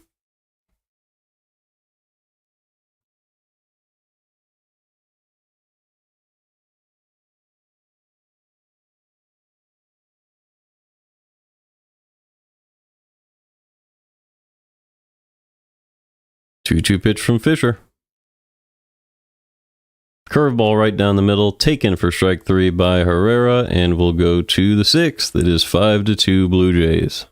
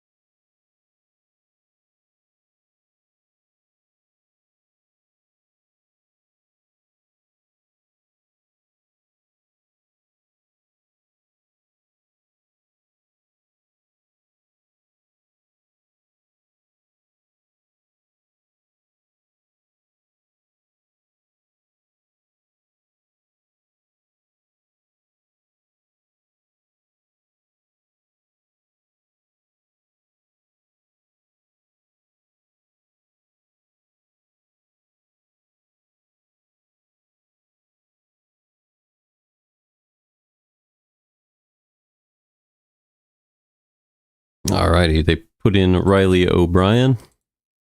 It's 0-2 on Class A, my bad. Missed a couple of pitches. Here's the 0-2 pitch to Class A. It is in the dirt with the curveball, 1-2. So I'm going to grab Riley O'Brien's numbers real quick. As Liberatore's out of the game pretty early. He did get through 5. It was 5 innings, 3 earned runs, 2 unearned runs. Here's the 1-2. Swing and a miss. And down goes Class A. So a strikeout early on for O'Brien. And there's one down with nobody on for Tyler Heineman.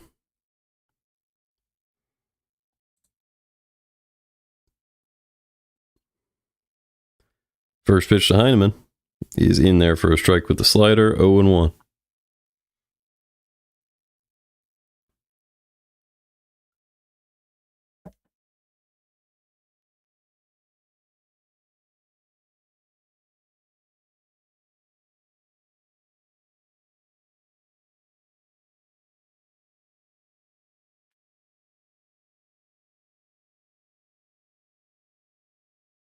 Here's the 0-1 pitch. Ground ball foul, 0-2.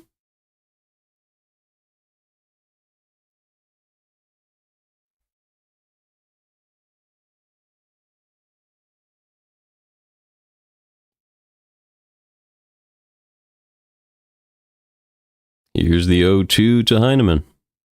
It is low with the curveball, 1-2.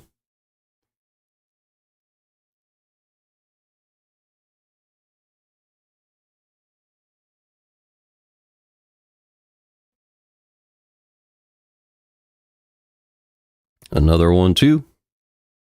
Driven to left field, but Lars Nootbaar makes a sliding catch in the outfield, and there's 2 outs in the 6th.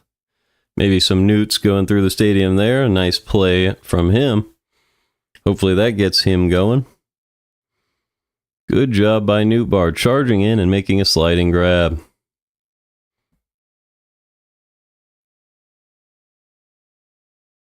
So 2 down. That'll bring up Bo Bichette with nobody on. That's what you love to see. Bo Bichette taking an at-bat with nobody in scoring position for once. Here's the pitch. Takes it low and away with the curveball, 1-0.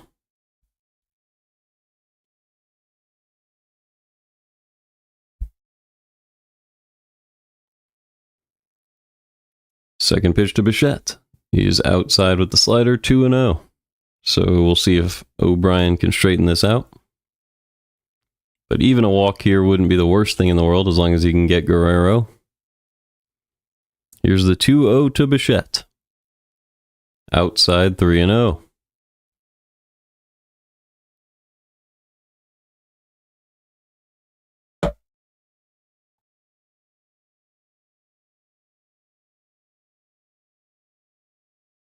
Here's a 3-0 pitch.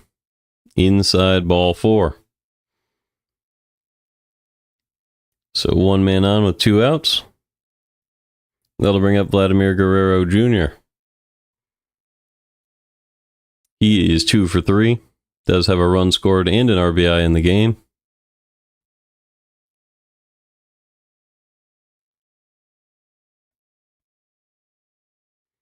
Cardinals looking to get this out and try to get out of this inning with no damage. Here's the pitch. In there for a strike with the sinker. It's 0-1.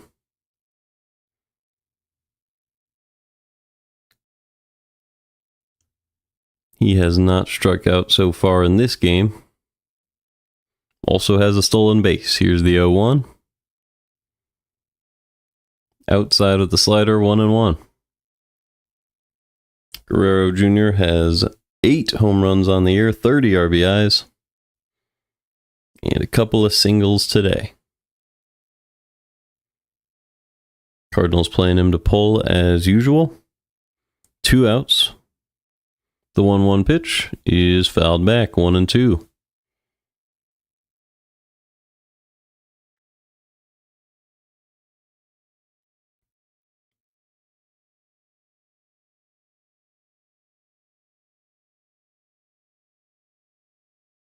If Guerrero goes down, that would be a great way to split up the top of their order and get out of the inning. The 1-2 Ground ball back to O'Brien. He'll toss it to first, and we're out of the inning. We go to the bottom of the sixth. It is 2-5 Blue Jays, but the Cardinals have a chance to threaten here.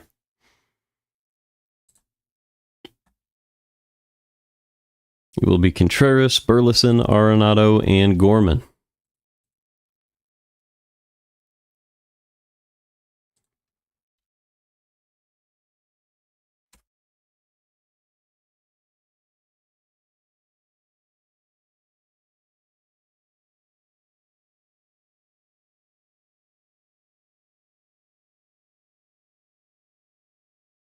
So let's see. Blue Jays went to Fisher last inning. We'll see if they'll stick with that.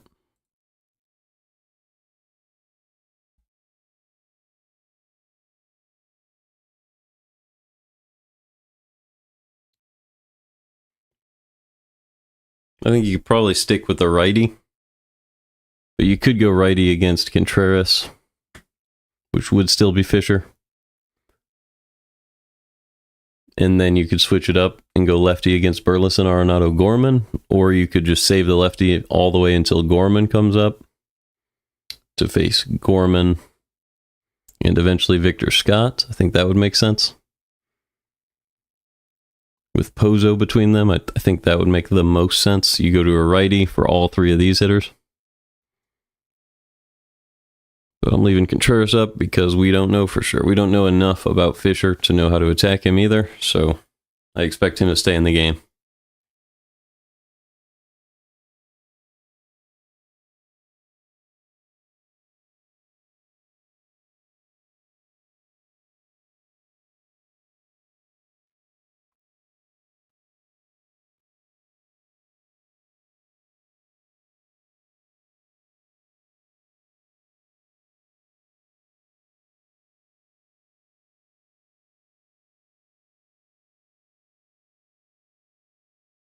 So they're going to bring on Spencer Turnbull. So they do go to a righty, but it's a former starter of the Tigers.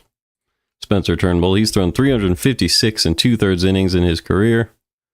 Does have a no-hitter. Hasn't pitched yet this season, so this will be his first batter of the year. Wilson Contreras, here we go. The first pitch from Turnbull in 2025 is pulled in the air to left field, and it is going to be down for extra bases for Contreras. Turnbull starts off 2025 allowing a double. So Contreras is on second with nobody out, and that's going to bring up Alec Burleson. It was just a 92-mile-an-hour fastball low and in to to Contreras, and he had no trouble with that one. So Contreras has reached base 2 times today. Actually, all 3 times because he was hit by a pitch earlier. First pitch to Burleson now. Swing and a miss on a sweeper right down the middle. It's 0-1.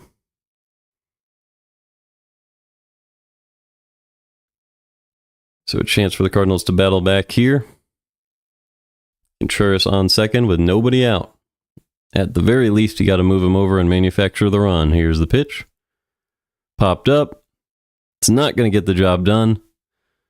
Out in left field, the catch is made by Clase. 1 out. So Burleson does not move the runner over, but now it'll be Nolan Arenado facing Turnbull. Still a great opportunity at an RBI here, with Nolan Gorman on deck as well.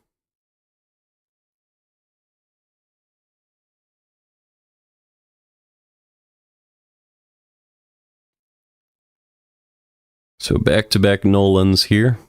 Let's see if one of them can drive in Wilson Contreras here. Turnbull is ready. First pitch to Arenado. He is a sweeper at the top of the zone for a strike, 0-1.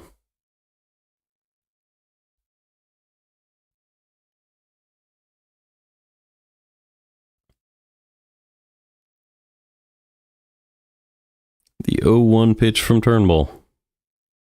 Another sweeper, that one low and away, it's 1-1.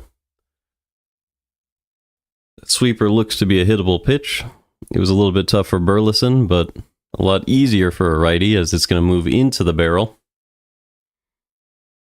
So hopefully he leaves one up against Arenado, the 1-1 pitch. Swing and a miss on a fastball outside, 1-2. That was a tough swing by Arenado. Don't know why he tried to chase that one.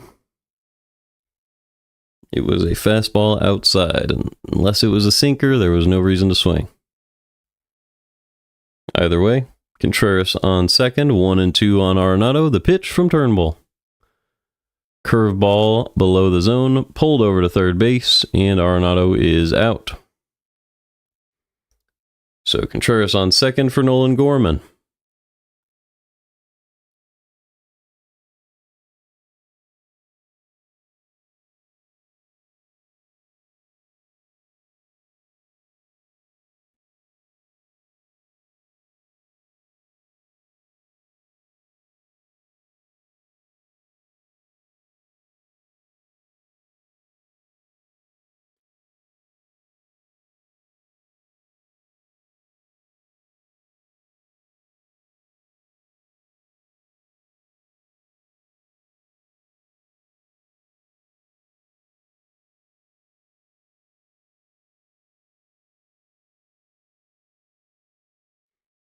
Gorman at the plate. Here's the pitch from Turnbull.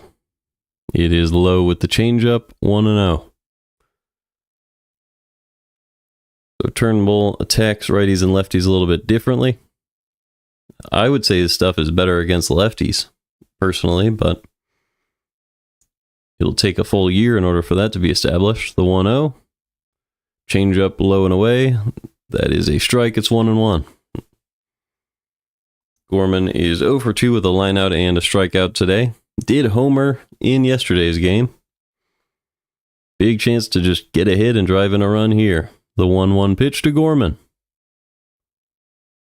Top of the zone, fouled back on the fastball. It's 1-2. That was a great pitch by Turnbull, up and in.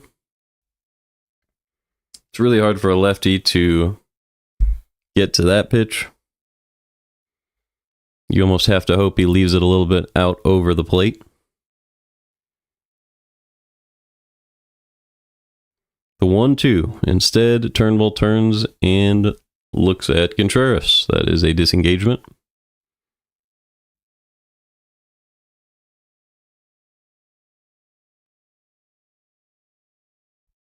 The 1-2 to Gorman. Swing and a miss on a curveball low and in. Down goes Gorman, and the Cardinals strand a leadoff double from Contreras. It's still 5-2 as we go to the 7th.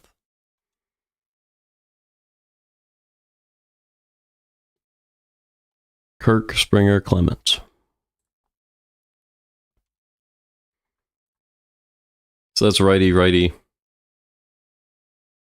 righty.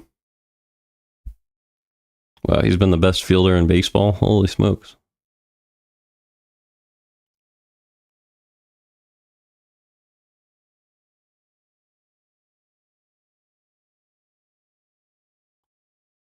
Kirk has been absolutely incredible.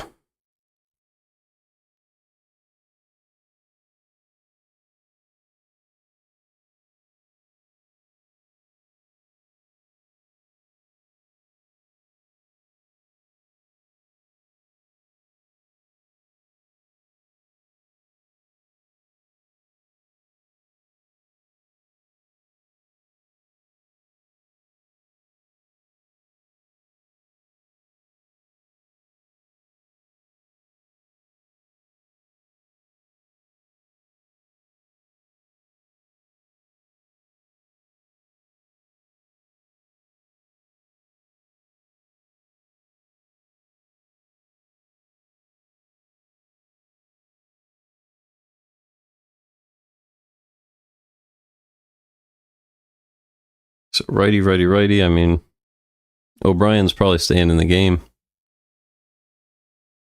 If we look at what he's done so far,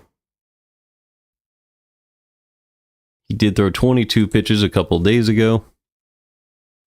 Looked good so far today.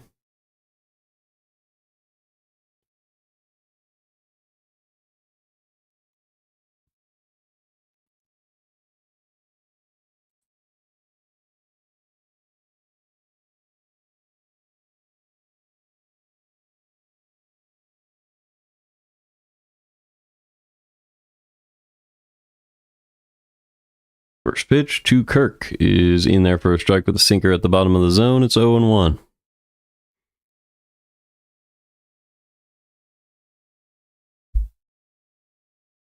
The 0-1 pitch from O'Brien to Kirk is up and in with the slider, 1-1.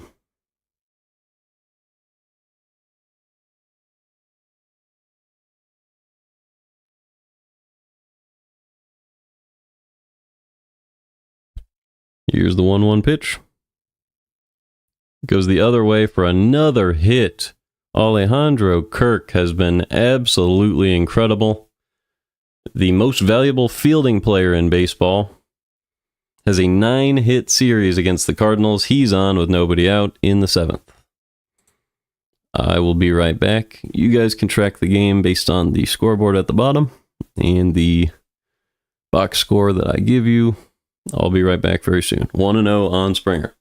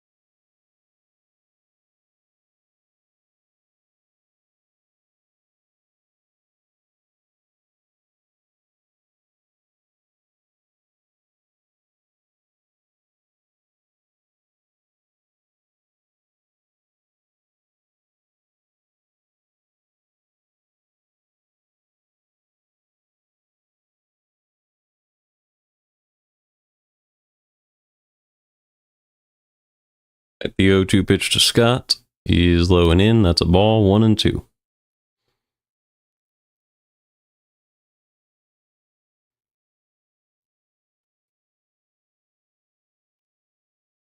So it's the bottom of the 7th with 1 out. Turnbull still on the mound. Victor Scott at the plate.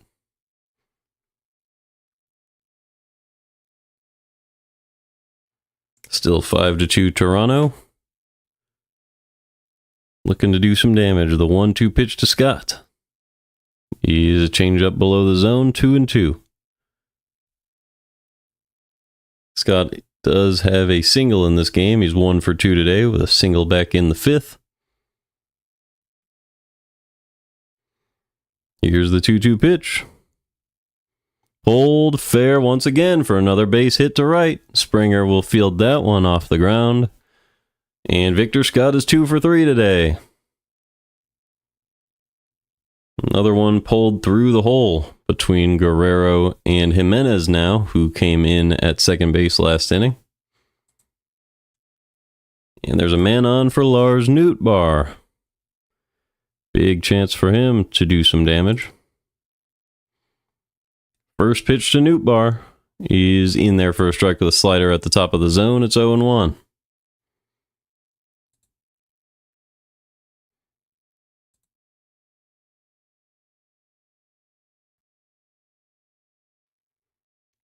Big hole up the middle of the infield here. Let's see if Nootbaar can get something done on this 0-1 pitch. Here it is. Fouled off his leg. It's 0-2. Nootbaar is 0 for 3 today with 2 strikeouts and a ground out, and he's down 0-2 again right now.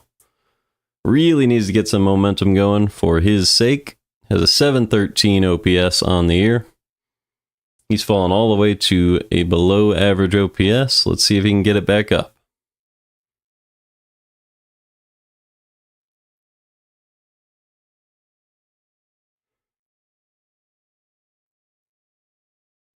The 0-2 to Newt. Swing and a miss on a changeup low and in. Nootbaar with his 3rd strikeout of the game. And there's 2 down for Mason Wynn.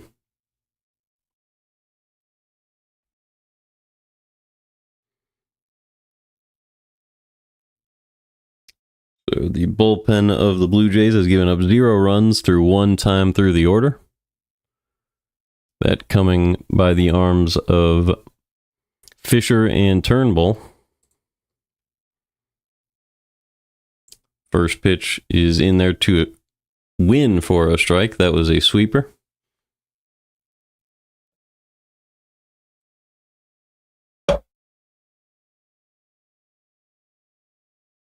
So with Scott on first and 2 outs, the 0-1 pitch to win. Instead, they're going to check on Scott. It would be a good time to try to steal second base, as Mason Wynn is a guy who hits a lot of singles. And Victor Scott is the fastest man in baseball, so it wouldn't be a bad idea to give it a try. Here's the 0-1. Right down the middle for a strike. They do steal, and Scott is safe. So it's 0-2 now on Wynn, but Scott is in scoring position. So Wynn is going to have to battle back in this at-bat and get a hit in order to drive in Victor Scott. But at least Scott is now waiting on second base. Was a great throw by Kirk, but Scott was just barely too fast for him. The 0-2 is queued up into the air at second base for Jimenez, who makes the catch. So Scott stranded at second, and we will go to the 8th. It is 5-2 Blue Jays after 7.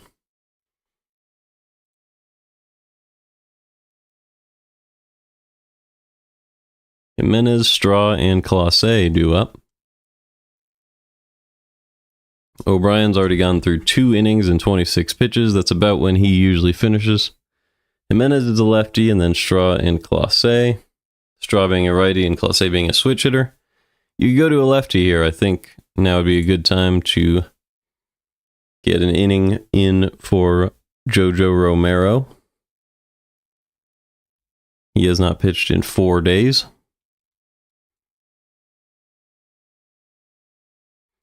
So I'll leave JoJo's stats up.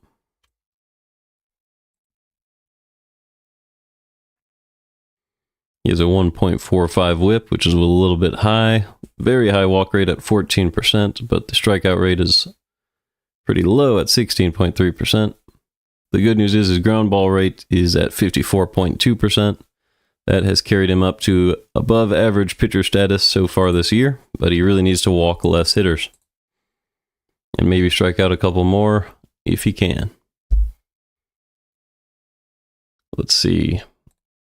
It'll be Roycroft instead. So the Cardinals continuing to use their guys out of AAA. A 2 whip so far this year for Roycroft. Nothing great. 8.18 ERA. I'll be right back.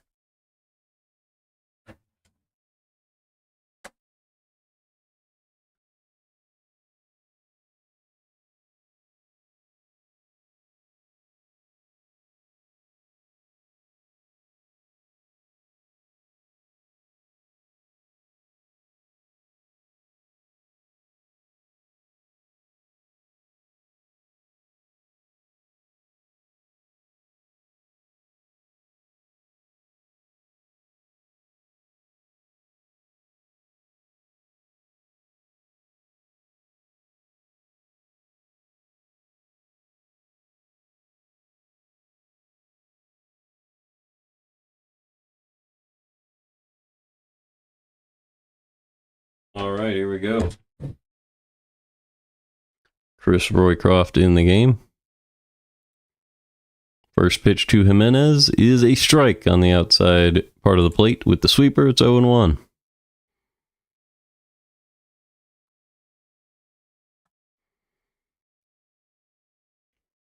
Second pitch to Jimenez is outside with the sinker. 1-1.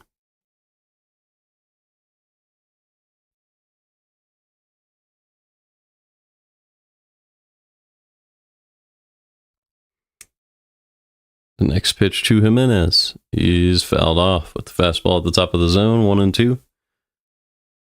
In 42 games this year, Jimenez has a 620 OPS with 4 home runs. 213 average. The 1-2 pitch from Roycroft is downstairs with the sweeper, 2-2.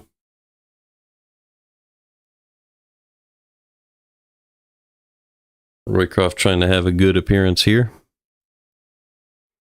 after a pretty rough year so far. The 2-2 pitch. Up and away, fouled off, still 2-2.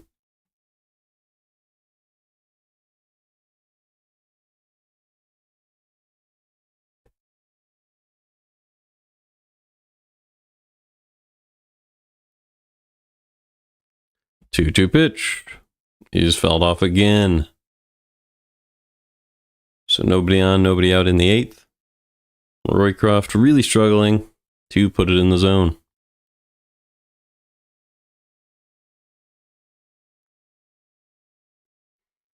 Here is the 2-2.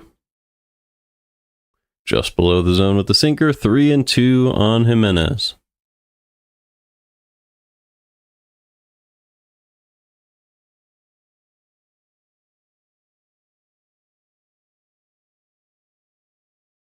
Here's the 3-2 pitch.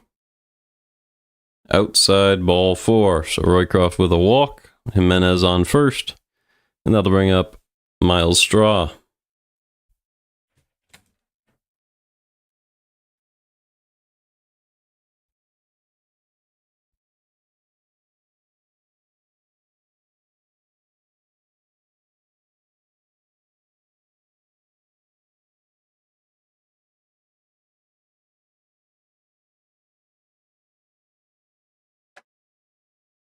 First pitch to Straw is bunted back to the mound. Roycroft makes the play and flips it to first. So Jimenez is on second with 1 out. And that'll bring up Jonathan Clase.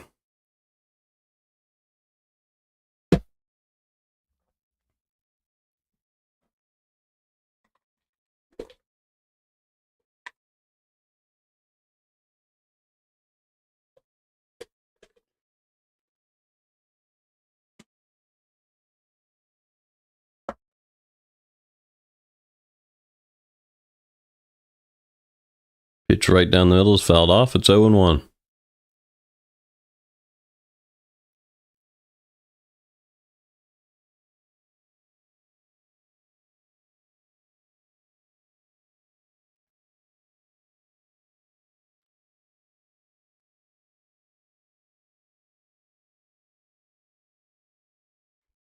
Here's the 0-1 pitch to Clase. Right down the middle, fouled back. It's 0-2.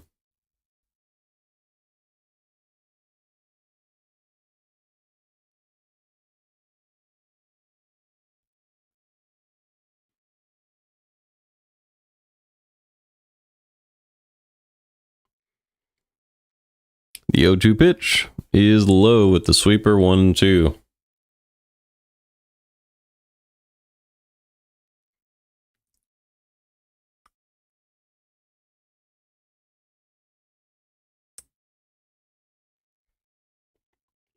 The 1-2 from Roycroft to Clase is fouled back, still 1-2.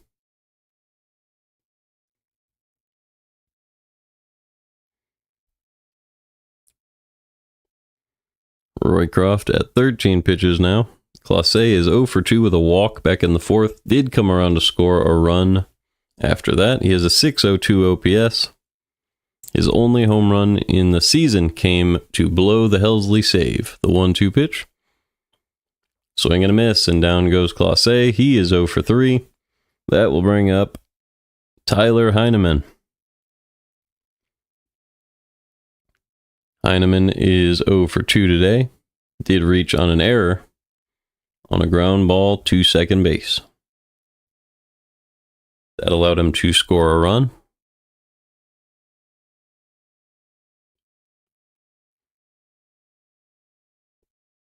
First pitch to Heineman. He is low with the cutter, 1-0.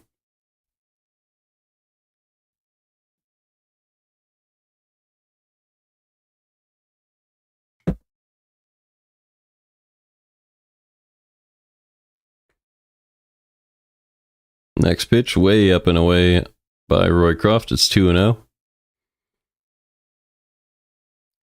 Cardinals do still have a chance in this one. It is a 3-run deficit. 2 outs in the 8th. Roycroft could have a scoreless inning with an out here. The 2-0 to Heineman. Pulled foul, 2-1.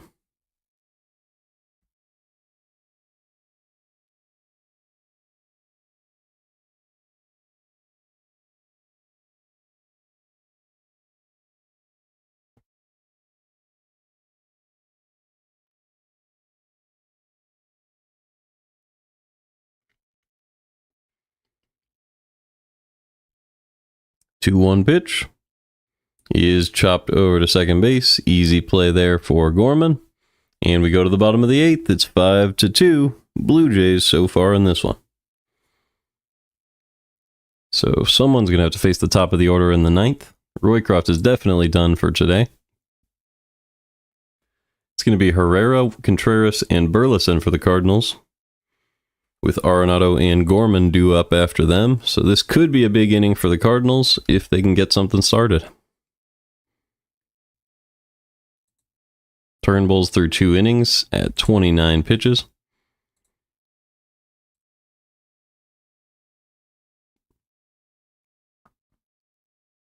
They have a 3-run lead, though. It's the 8th inning. I think this is where you go to your better players. Yariel Rodriguez and Brendan Little are both available. So is Eric Swanson. So let's check Swanson's numbers. 1.36 whip with a 4.91 ERA. That's probably not where you use him here.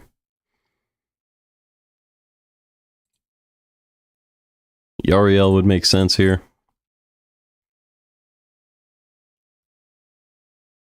He's been pretty good. 0.96 whip. Positive pitching value. Good strikeout rate. Soft contact. Does give up barrels every now and then. But I think it would be reasonable to pitch him here. You have righty-righty on the first 2 hitters, and then Burleson and Arenado. So it'd be 4 hitters, 3 of them righties.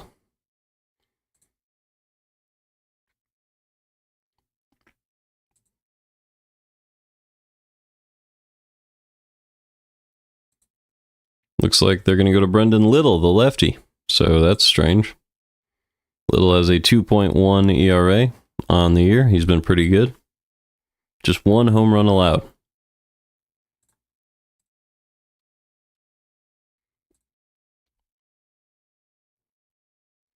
He has 5 pitching run value, 1.17 whip. Does walk a lot of hitters and give up hard to hit balls a decent amount, but not a lot of barrels and a very high ground ball rate.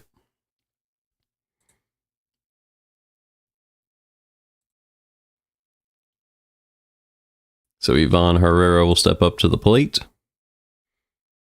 Let's see what Little has for him. The first pitch is outside with a sinker, 1-0. So he does have a pretty high walk rate. So Herrera can just work a long at bat here. Here's the 1-0 pitch. Swing and a miss on a sinker at the bottom of the zone, 1-1. That was a nice pitch. For the Cardinals here, you're down by 3. Getting base runners is very, very important. Got to see the ball well. The 1-1.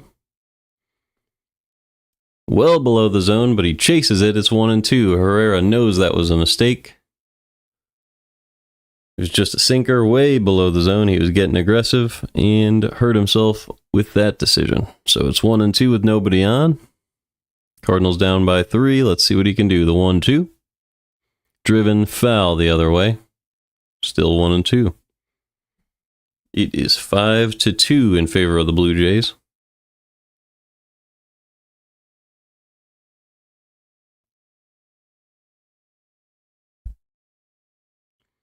Herrera is ready. The 1-2. He's in the dirt with the curveball, 2-2. So a good take there by Herrera.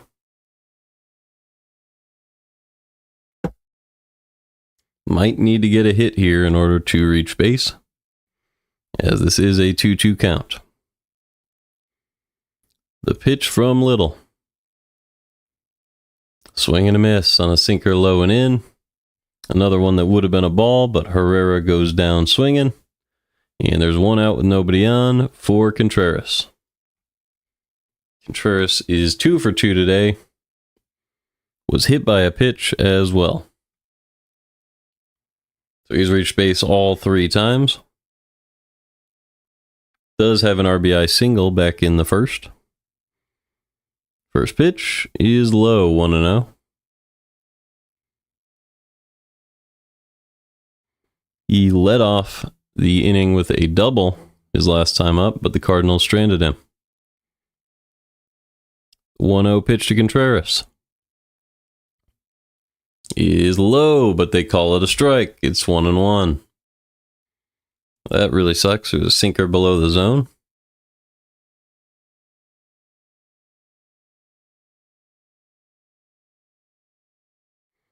The 1-1 pitch to Contreras. It's in there for a strike again. That was a sinker, definitely in the zone. It's 1-2.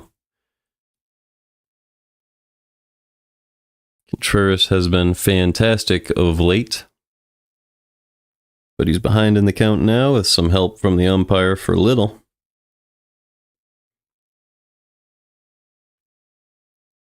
Just got to reach base somehow. The 1-2 pitch to Contreras. He's in the dirt, 2-2.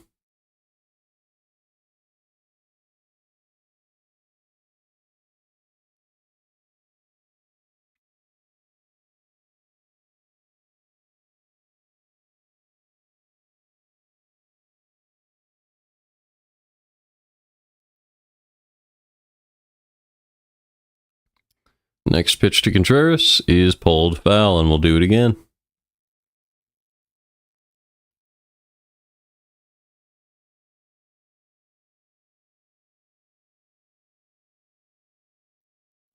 Big hole up the middle here for Contreras to target. Also a hole in left center. Here's the 2-2 pitch to Contreras. Outside, 3-2. Alec Burleson is on deck. Let's see if Contreras can get on base for him. Catcher's going to go talk to Little for a second. He's thrown 12 pitches. This is going to be at least the 7th pitch of the at-bat.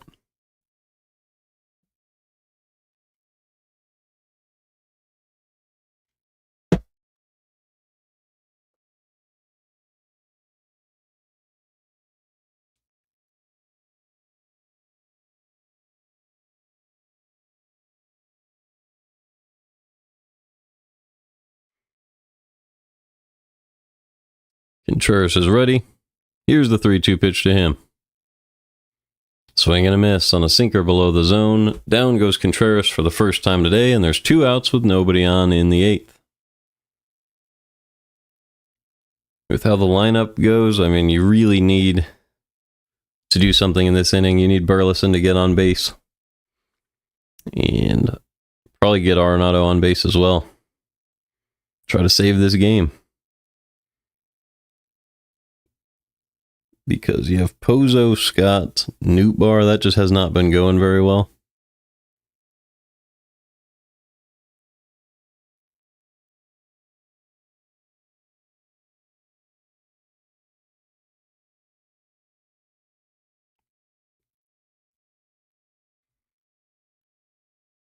Those guys are coming up after these next 2. So pitch is in there with a sinker to Burleson. It's 0-1. You really need Burleson and Arenado to get something done here with 2 outs. The 0-1 pitch is in the dirt, 1-1. The goal for the Cardinals essentially at this point should be to get Wynn at the plate in the 9th, somehow, some way, so that Wynn, Herrera, Contreras trio can hit again. One of them has the chance to drive in a lot of runs. The 1-1 is low, but they call it a strike. It's 1-2 on Burleson, who is not happy about that. Burleson is 0 for 3 today, and now he's behind 1-2 by a bad call.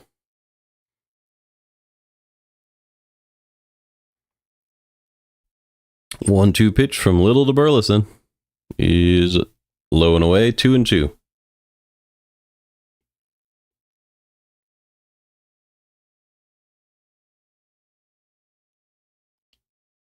So Little's thrown a lot of pitches. Let's see if Burleson can get to him. The 2-2 pitch. Inside, 3-2.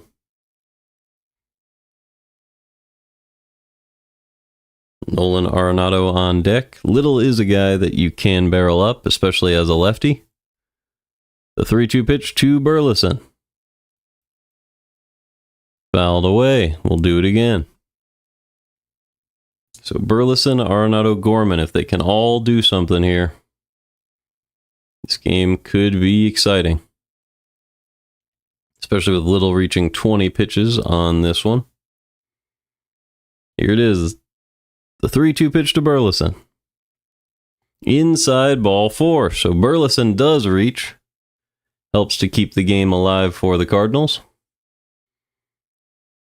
In the 8th inning, 1 man on, 2 outs. Here comes Nolan Arenado.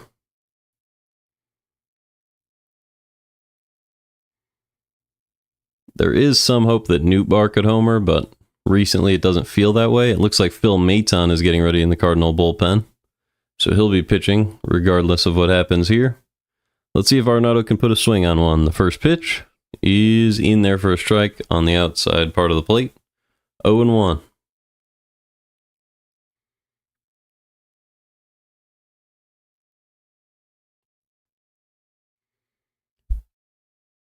The 0-1 pitch is fouled back, 0-2. So Arenado way down in the count now. Burleson on first. Let's see if Arenado can stay alive. Obviously, the Cardinals would probably be facing the closer of the Blue Jays in this next inning. As here's the 0-2 pitch. In the dirt, 1-2. Little does have a high barrel rate against. And he's at his 24th pitch now, so pretty high pitch count for a reliever. Likely to be his last couple of hitters here. The 1-2 to Arenado. Pulled through for a base hit, and there's 2 men on for Gorman. So the Cardinals are trying to scrape it together in this 8th inning. Gorman has a chance here. Not having a good day. He's 0 for 3 with 2 strikeouts, but he is a big home run threat. And now is the time, if any, for Nolan Gorman to get it done. That was just a perfect angle by Arenado. He snuck it through both of the infielders. But now the third baseman for the Blue Jays is in pain. Today that is Clement. He's had a good day at the plate. He's 3 for 4. Let's see what happened. As he was diving, it looks like maybe his foot took a weird angle.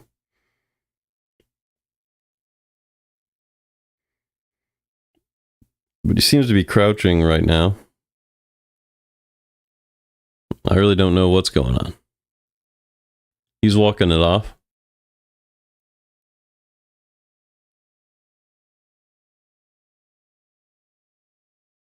Okay, so Clement just stopped the game for a little while. Either way, big moment for Gorman here. Runners at first and second with 2 outs. Chance to tie the game.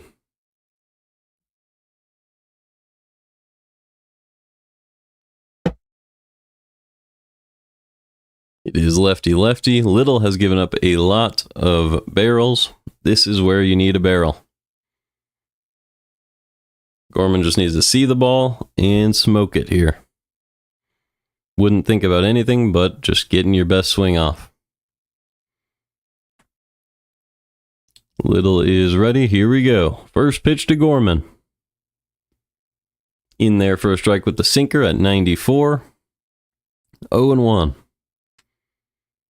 So now he's seen it. Sees where the path of the ball will end up. Here's the 0-1. Another perfect sinker, low and in. It's 0-2. So Gorman has to protect now. He's already struck out twice in the game.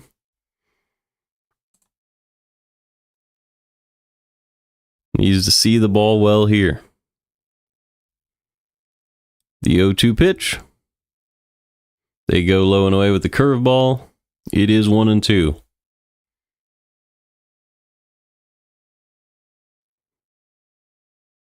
There's going to be one dangerous pitch to Gorman that he's going to have to see and either put a swing on or be careful enough to take before he drives one. Let's see if Gorman can see it. The 1-2 from Little to Gorman with 2 men on in the 8th. Hold foul, and we'll do it again. Good job by Gorman there, staying on that knuckle curve. With 2 base runners on and 2 outs in the 8th. In a 3-run ball game, Gorman's at-bat could be the difference. Here's the pitch from Little. It is low with the curveball, 2-2. Good job by Gorman seeing the pitch. I bet they go back to that sinker here.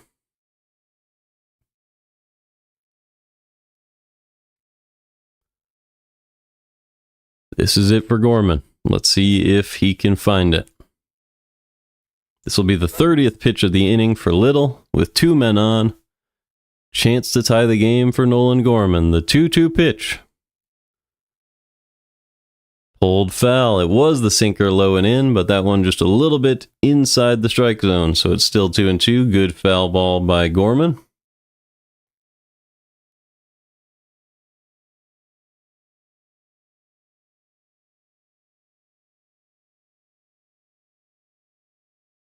See where they go here. The 2-2 pitch.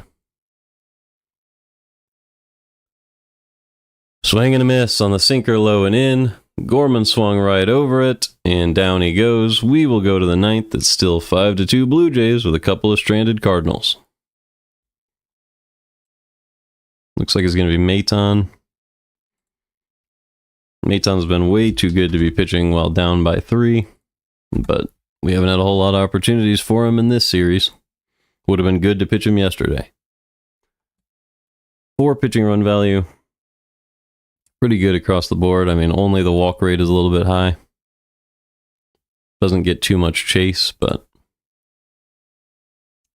he did get the loss on Monday, so probably just didn't want to pitch him in a back-to-back.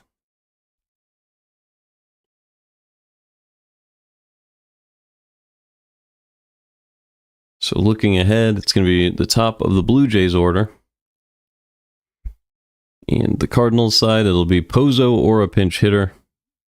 And then Scott, Nootbaar, Wynn, Herrera. So not a bad few hitters to have coming up for the Cardinals, but Nootbaar really needs to find it in this 9th inning if they want to have a chance.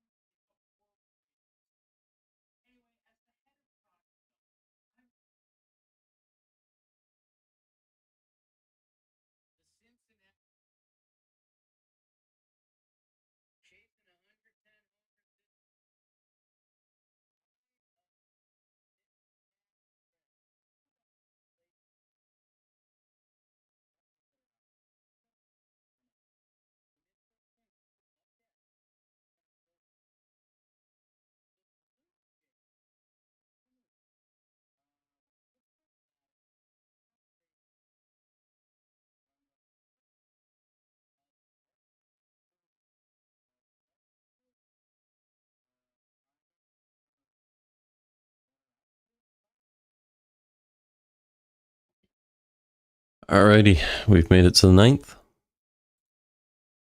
It's 1-0 on Bichette. Second pitch is outside, 2-0, sorry. Bichette is 1 for 2 today. The 2-0 pitch is driven high in the air to right field, but playable for Burleson, and he makes a track catch as he backpedaled into the wall. Nice play. 1 out. And that will bring up Vladimir Guerrero Jr.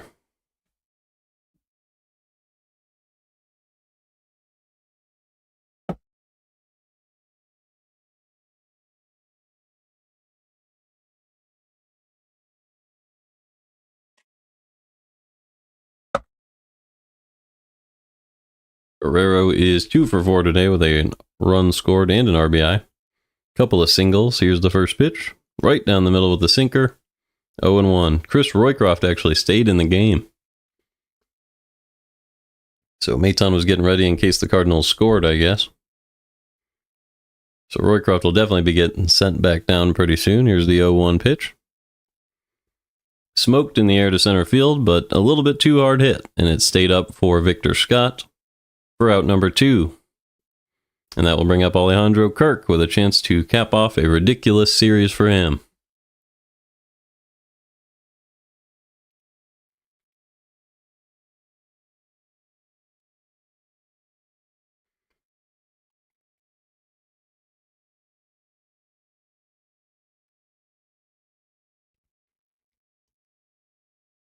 First pitch is in there for a strike. It's 0-1. Kirk has hit at least 500 in every game of this series. Cardinals hoping to make that 400. By the end of this at-bat, here's the 0-1. Low and in, check swing. Yes, he did. It's 0-2. Kirk does have a strikeout in this one. Looking for his 10th hit of the series here. He's 9 for 14. with 2 home runs and 4 extra base hits this series.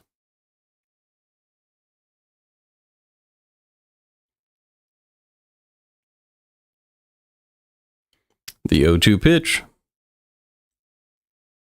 Inside, Q shot to second base. Easy play for Gorman. And we go to the bottom of the 9th. It is 5-2 Blue Jays. So 2 scoreless innings for Roycroft and a 1-2-3 right there. Keeping the Cardinals in the game. You wish you would have done that yesterday. So it'll be Pozo, Scott, Nootbaar with a chance to come back. It's a save situation. So Jeff Hoffman. I believe he pitched yesterday. Did give up 3 runs.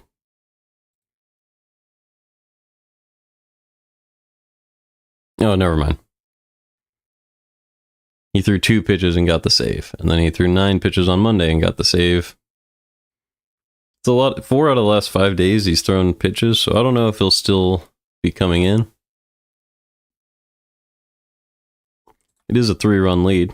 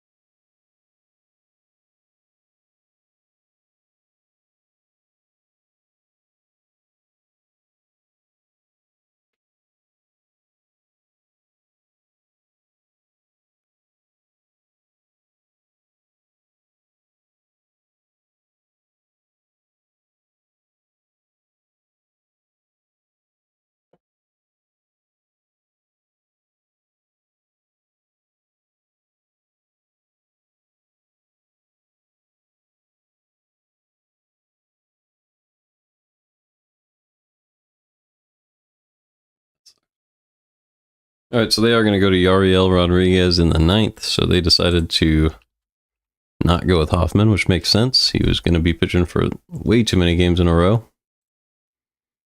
Yariel with a 0.96 whip, 3.06 ERA. He's been above average. Let's see. He does give up barrels, doesn't get a lot of ground balls, so just got to hit him hard.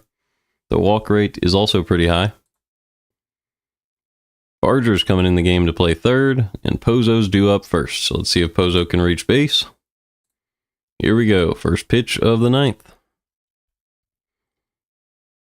He is up and in. Ball 1, 1-0. So let's see if Pozo can have some patience. Try to reach base by any means here. The 1-0 pitch. Fouled back. It's popped up. Sorry. Didn't see the angle at first, but it's caught at second by Jimenez for out number 1. That is rough. You got to take that pitch. But 1 man out, nobody on, and that'll bring up Victor Scott. Scott's having a good game today. He's 2 for 3. It'll be him, then Nootbaar, who both need to get on base for the rest of the order.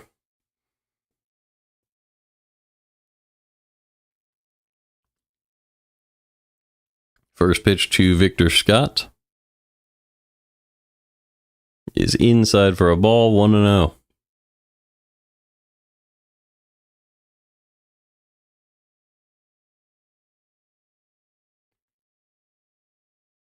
Here is the 1-0 pitch to Scott. Up and in, ground ball. It's going to be slowly hit to second. Jimenez makes a fast play and does get him by a step for out number 2. So a good play by Jimenez on a soft hit ball. That's why you can't do that to second base. It's got to be to short,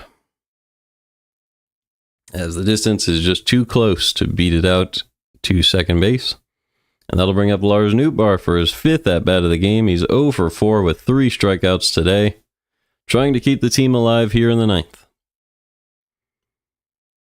This is something you'd expect him to be able to do early in the season, but he's having a bad day today. And a bad series as he takes strike 1 at the bottom of the zone with the slider. It's 0-1.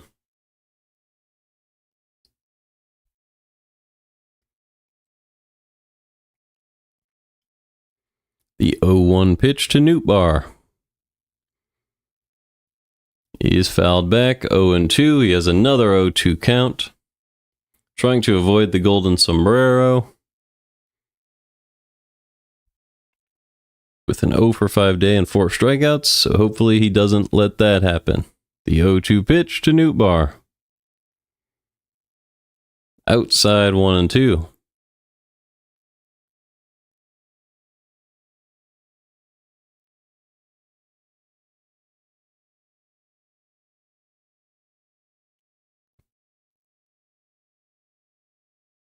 Here it is, the 1-2. Chopped over to Mason Wynn in foul territory, still 1-2.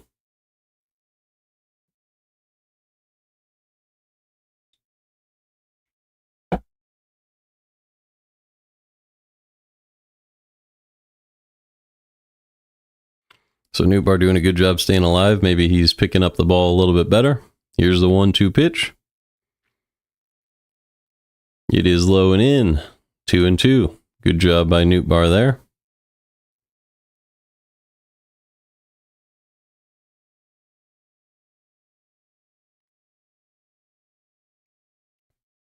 Rodriguez is set. The 2-2 pitch to Newt. Swing and a miss, and down goes Nootbaar. He picks up the golden sombrero. It's a 5-2 victory for the Blue Jays. The Cardinals get swept, and they've fallen within the division. A really, really rough series.